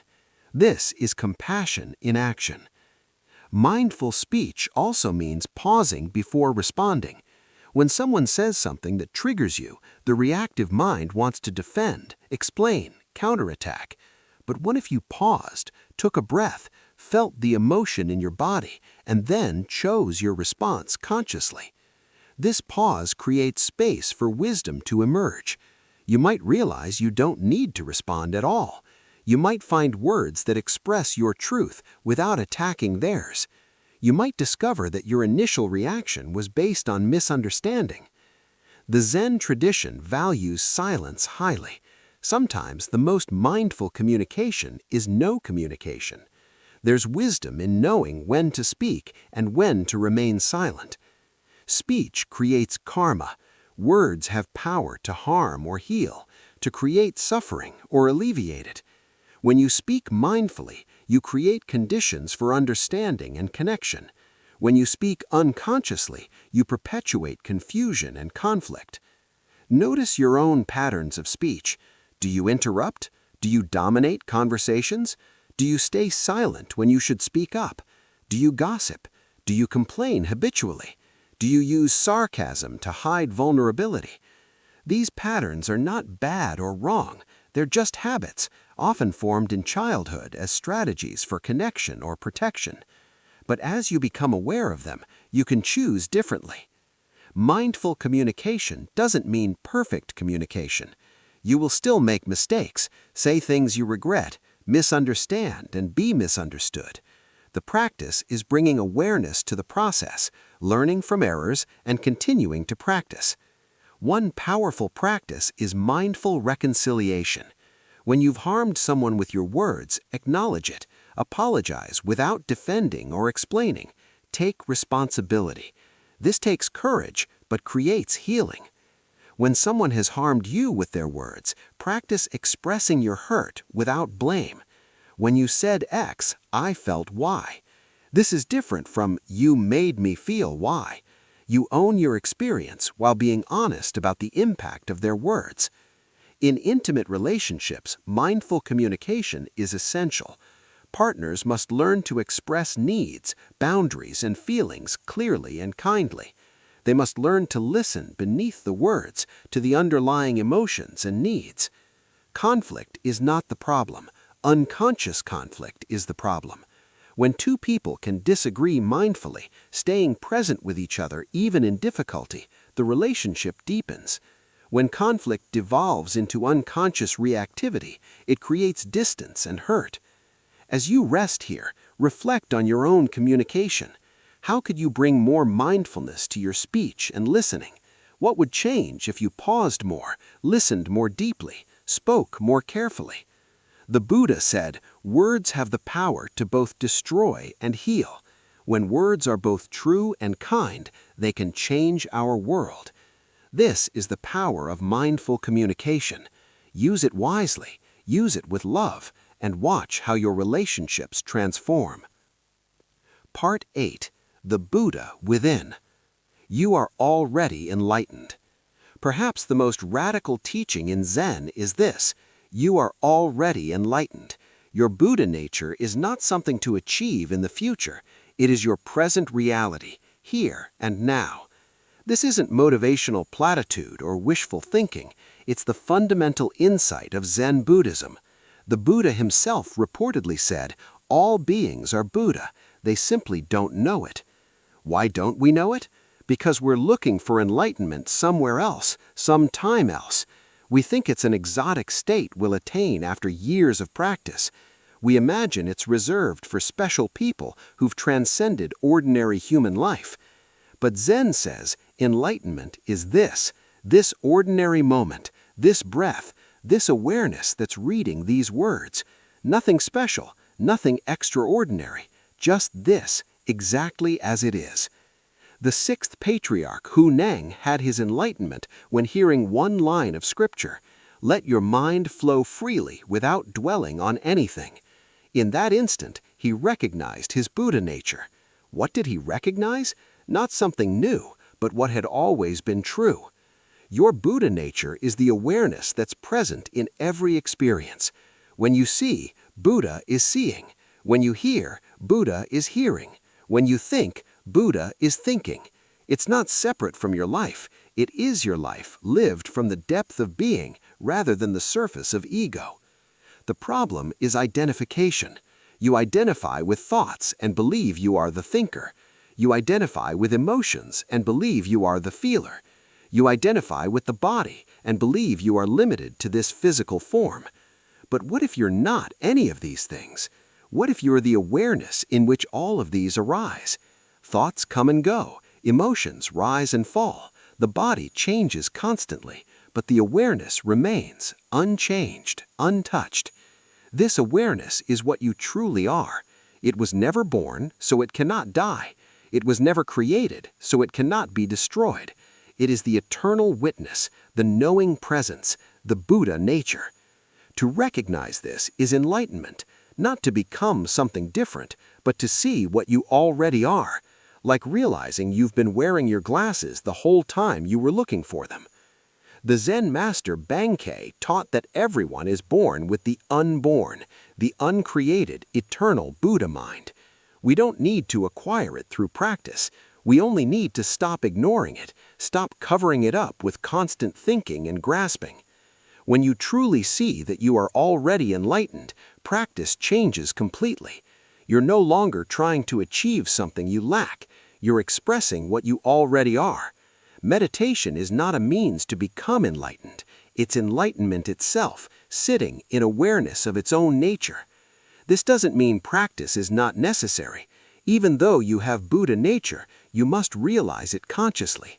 Even though the sun is always shining, you must clear away the clouds to see it. But the clearing away is not creating the sun. The sun is already there. Your practice doesn't create The end of seeking.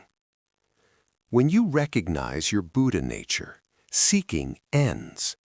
Not because you found what you were looking for, but because you realize you were never lacking anything in the first place. All seeking is based on the assumption that you are incomplete, that something is missing, that happiness lies elsewhere. This assumption creates a chronic sense of dissatisfaction, driving you to seek endlessly for what will finally make you whole. But Zen reveals this as a fundamental delusion. You are already whole. You are already complete. Nothing is missing. The sense of lack is itself the problem, not the solution. This doesn't mean you stop having preferences or working toward goals. It means you no longer believe your happiness depends on achieving them. You can engage with life fully while resting in the completeness of this moment. The end of seeking is not apathy or resignation. It's profound relaxation into what is. You stop fighting with reality. You stop demanding that life be different than it is. You meet each moment with presence rather than resistance. In this relaxation, paradoxically, life becomes more vivid and enjoyable. When you're not constantly comparing this moment to how you wish it were, you can actually experience it. The sunset is more beautiful when you're not wishing it would last longer. The meal is more delicious when you're not thinking about dessert. The end of seeking is the beginning of finding. Not finding something new, but finding what was always here, obscured by the restless mind, constantly looking elsewhere. Zen master Rinzai said, "If you meet the Buddha on the road, kill him."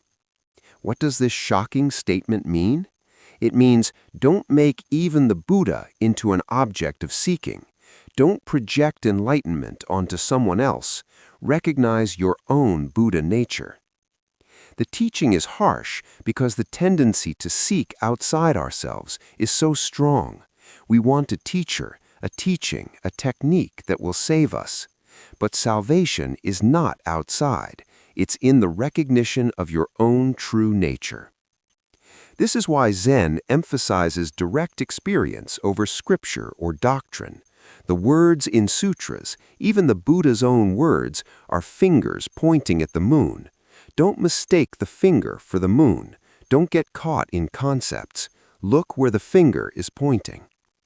And what you'll see is this: your own awareness, your own Buddha nature, present all along, never absent, waiting only to be recognized. The seeking mind is exhausting. It's like being on a treadmill that never stops, always moving, but never arriving. The non-seeking mind is at rest, at peace, at home in each moment. This doesn't happen all at once for most people. Even after initial awakening, the habit of seeking reasserts itself. You must return again and again to the recognition of completeness, to the rest that needs nothing added. But each time you return, the recognition deepens, the seeking loses its grip, the peace becomes more stable. You learn to trust that you are already what you seek, that this moment is already complete, that nothing is lacking. As you lie here tonight, can you feel this? Can you sense that right now, exactly as you are enough? Not enough in comparison to some standard, but complete in yourself, lacking nothing? Can you rest in this completeness? Can you let seeking fall away, even for these few moments, and simply be what you already are? This is the gift of Zen, the end of seeking and the beginning of being. Not being someone special or achieving some extraordinary state, just being simply and completely what you have always been. Your Buddha nature, your original face, your true home, here, now, always. The practice of stillness. Stillness, like silence, is both a practice and a recognition. You practice being still to recognize the stillness that's already here. In Zazen, sitting meditation, the instruction is simple: sit still. This doesn't mean rigidly frozen, but naturally upright, aligned, relaxed, yet alert. The body models the stillness of mind you're cultivating. But the mind resists stillness. It wants to move, to do, to solve, to figure out. Sitting still can feel intensely difficult at first. The body aches, the mind races, every itch becomes urgent. You want to fidget, to check the time, to stop. This resistance is revealing. It shows how addicted we are to constant activity, how uncomfortable we are with simple being. We define ourselves by what we do, what we accomplish. Who are we when we're not doing anything? The practice is to sit through the resistance. Let the discomfort be there. Don't fight it or indulge it. Just sit, still and aware, while the body and mind protest. Gradually, something shifts. The agitation settles. A deeper stillness emerges.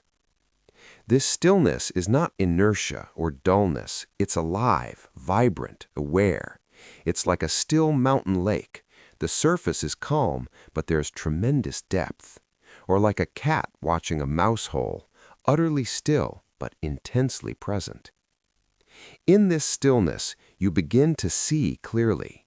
The constant movement of thought obscures reality, like ripples on water distort reflections. When the mind becomes still, reality is reflected accurately. You see your patterns more clearly. You notice how thoughts arise from nothing and return to nothing. You observe how emotions rise and fall like weather. You recognize that you are not these passing phenomena, but the awareness in which they occur. Stillness also reveals what's essential. In the midst of constant doing, we lose track of what really matters. We're so busy we forget why we're busy. Stillness lets you reconnect with your deepest values and purposes. The Taoist concept of Wu Wei, effortless action, emerges from stillness. When you're deeply still, action that needs to happen arises naturally. You're not forcing or pushing. You're simply responding to what the moment requires. This is the paradox. From stillness comes the most effective action. The archer must be perfectly still before releasing the arrow. The surgeon must have steady hands. The musician must have inner quietude to let the music flow through. In Zen, this is called stillness in movement and movement in stillness. You carry the stillness of meditation into activity. You remain centered and calm, even while fully engaged with life. This doesn't mean moving slowly or being inactive. You can move quickly, work hard, engage intensely, all while resting in inner stillness. The body is active, but the mind is at peace. How do you cultivate this? Through practice. Sit still regularly. Even 5 or 10 minutes daily makes a difference. Let stillness become familiar, natural, a refuge you can access anywhere. But don't confine stillness to formal meditation. Practice moments of stillness throughout the day. Before you respond to an email, be still for a breath. Before you enter a meeting, pause in stillness. Before you speak, touch the stillness within. These micro-practices accumulate. Gradually, stillness becomes your default rather than constant agitation. You're no longer swept along by the current of thinking and reacting. You rest in the still center, responding consciously rather than reacting automatically. As you lie here, you are practicing stillness. The body is quiet. The breath flows naturally. Thoughts may come and go, but you need not follow them. Just rest in the stillness that holds it all. This stillness is healing. It allows the nervous system to down-regulate. It gives the mind a respite from its constant activity. It reconnects you with the ground of being, the peace that surpasses understanding. You don't have to create this stillness. It's always here, like the silence. You only have to stop disturbing it with constant mental movement. Be still, let the mind settle, and discover the peace you've been seeking. Part 10. Integration and Return. Bringing Practice to Life. Zen practice is not meant to be confined to the meditation cushion or monastery. The point is to bring the clarity, presence, and compassion cultivated in practice into every aspect of your life. This is what the Zen tradition calls integration, making your whole life an expression of awakening, not separating spiritual practice from ordinary living, but seeing that they are one and the same. The 10th ox herding picture shows the enlightened person returning to the marketplace with gift-bestowing hands.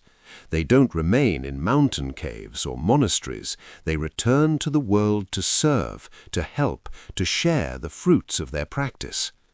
But this return is different from the original engagement with the world. Before awakening, you're caught in delusion, reacting unconsciously, driven by craving and aversion.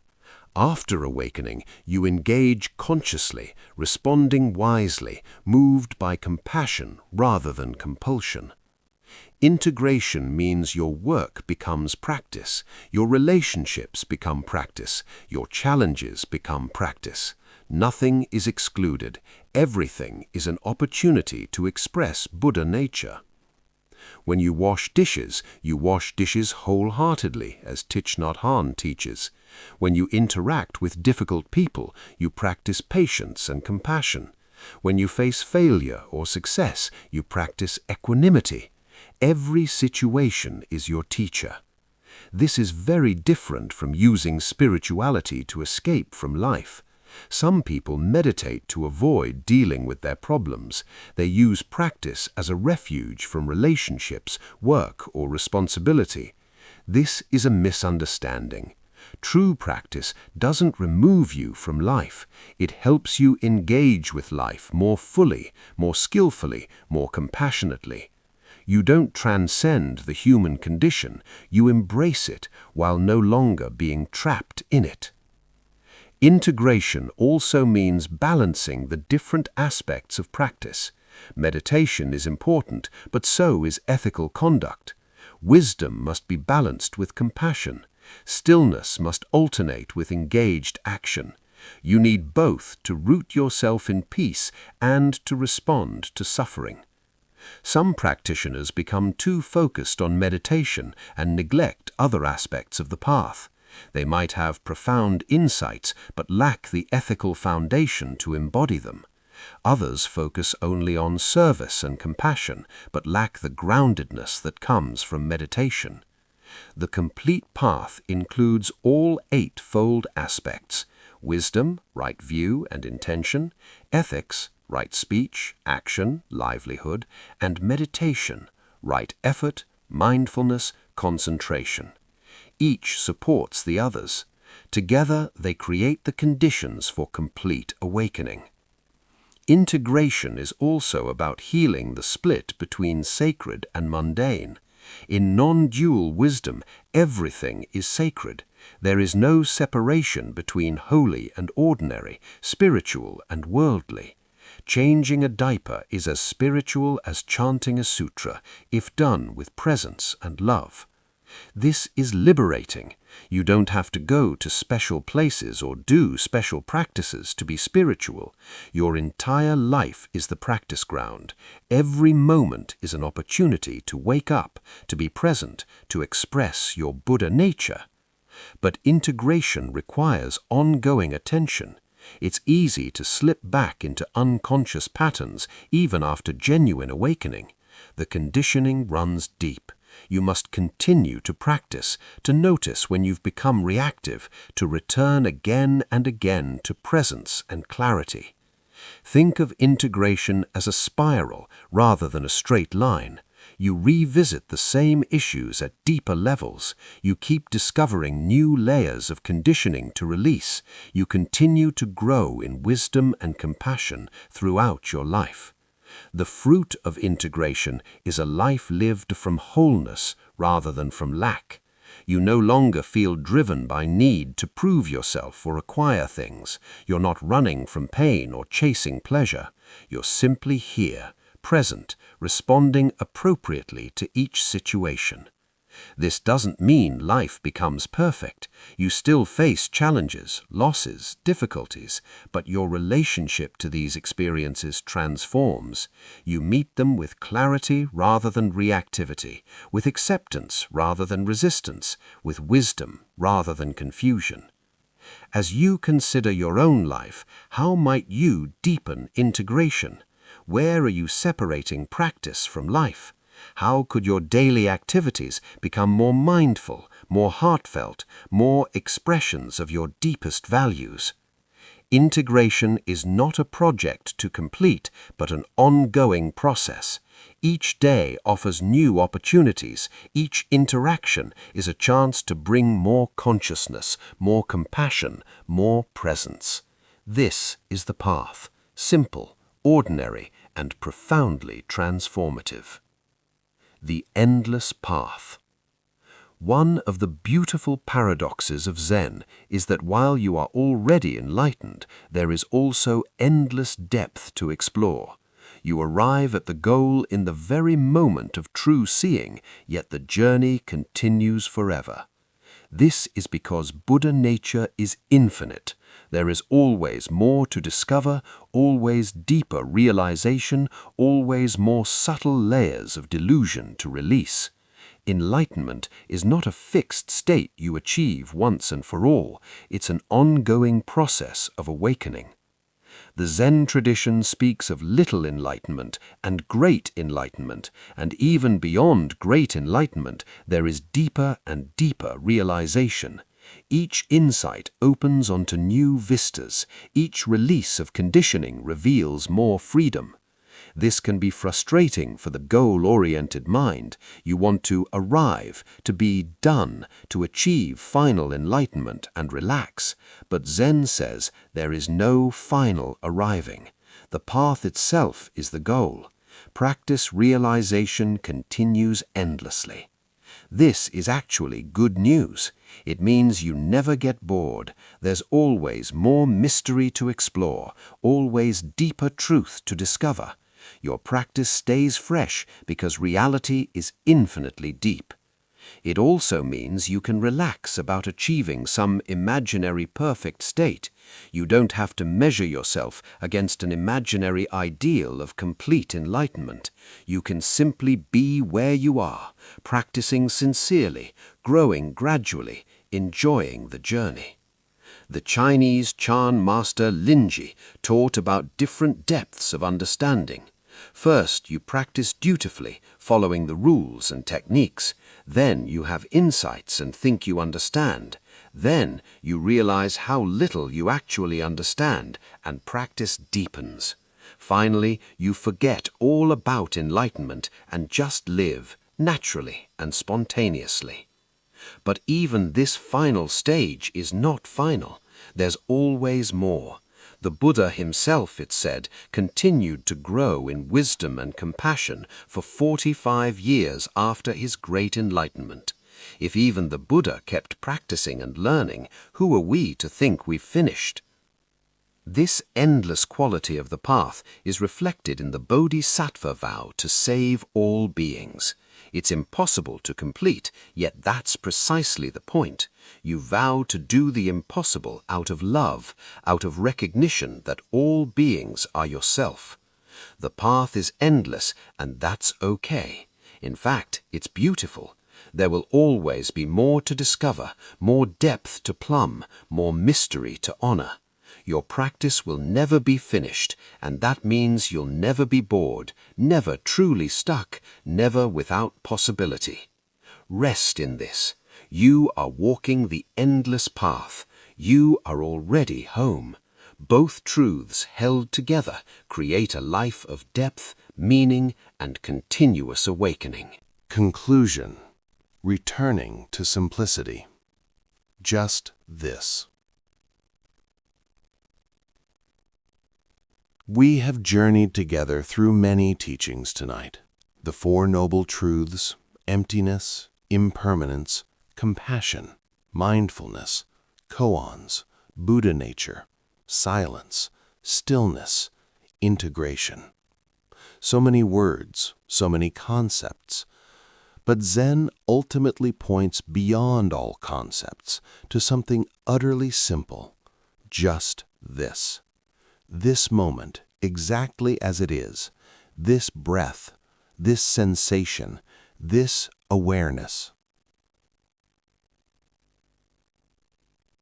All the teachings are fingers pointing at the moon. Don't mistake the teachings for the reality they point toward.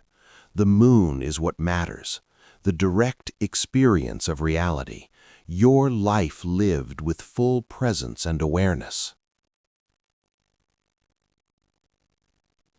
Just this sounds simple, maybe too simple. The mind wants something more complex, more special, more extraordinary. But Zen insists, this is it. This ordinary moment is the sacred moment. This ordinary life is the enlightened life. When you truly live just this, everything changes. You stop postponing your life, waiting for better circumstances. You stop comparing your experience to imaginary ideals. You stop seeking elsewhere for what's already here. You taste your food fully. You feel your body's sensations. You hear sounds without judgment. You see colors vividly. You love without possessing. You work without resenting. You rest without guilt. You live. This is the fruit of all the practice, all the teachings, all the meditation. The ability to be completely present with just this, whatever this is, pleasant or unpleasant, ordinary or extraordinary, comfortable or challenging, just this, met with full presence. The Zen master Zhaozhou was asked, "What is the way?" He answered, "Ordinary mind is the way." The student asked, "How do I approach it?" Zhaozhou said, "When you try to approach it, you move away from it." There's nowhere to go, nothing to achieve, no one to become. Just be ordinarily yourself, completely present, and you are walking the way. Try to be special or spiritual, and you miss it. This is the great liberation. You don't have to be anyone other than who you are. You don't have to achieve some extraordinary state. You just have to wake up to the extraordinarity of the ordinary, the sacredness of the simple, the completeness of this moment. Just this includes everything: your imperfections, your struggles, your joys, your sorrows. Nothing is excluded. The whole messy, beautiful, painful, wonderful reality of human life. This is it. This is the path. This is enlightenment expressing itself. As you rest here now, can you simply be with just this? The feeling of your body, the sound of these words, the breath moving, the awareness holding it all. Nothing special, nothing extra. Just this. And in this simple presence, you will find what you've been seeking, not as some exotic attainment, but as the ordinary miracle of being alive, aware, here, now, always and already. the great peace. Beneath all the activity of life, beneath all the thoughts and emotions, beneath all the coming and going, there is a great peace. This peace is your true nature, your Buddha nature, your original home. It's not a peace that depends on circumstances. It's not the temporary quiet after solving your problems. It's the fundamental peace of being, the stillness at the center of the turning wheel, the silence that holds all sounds. This peace is always available, even in the midst of chaos, pain, loss, difficulty. The great peace is here. Not as an escape from experience, but as the ground of experience, the space in which everything occurs. When you touch this peace, even briefly, you know it as yourself, not something you have, but something you are. This recognition transforms your relationship to life. You're no longer desperately seeking peace in circumstances. You rest in the peace that you are. The Buddha's teaching can be summed up simply. There is suffering, and there is the end of suffering. The end of suffering is not somewhere else, sometime else. It's here, in the recognition of your true nature as peaceful awareness.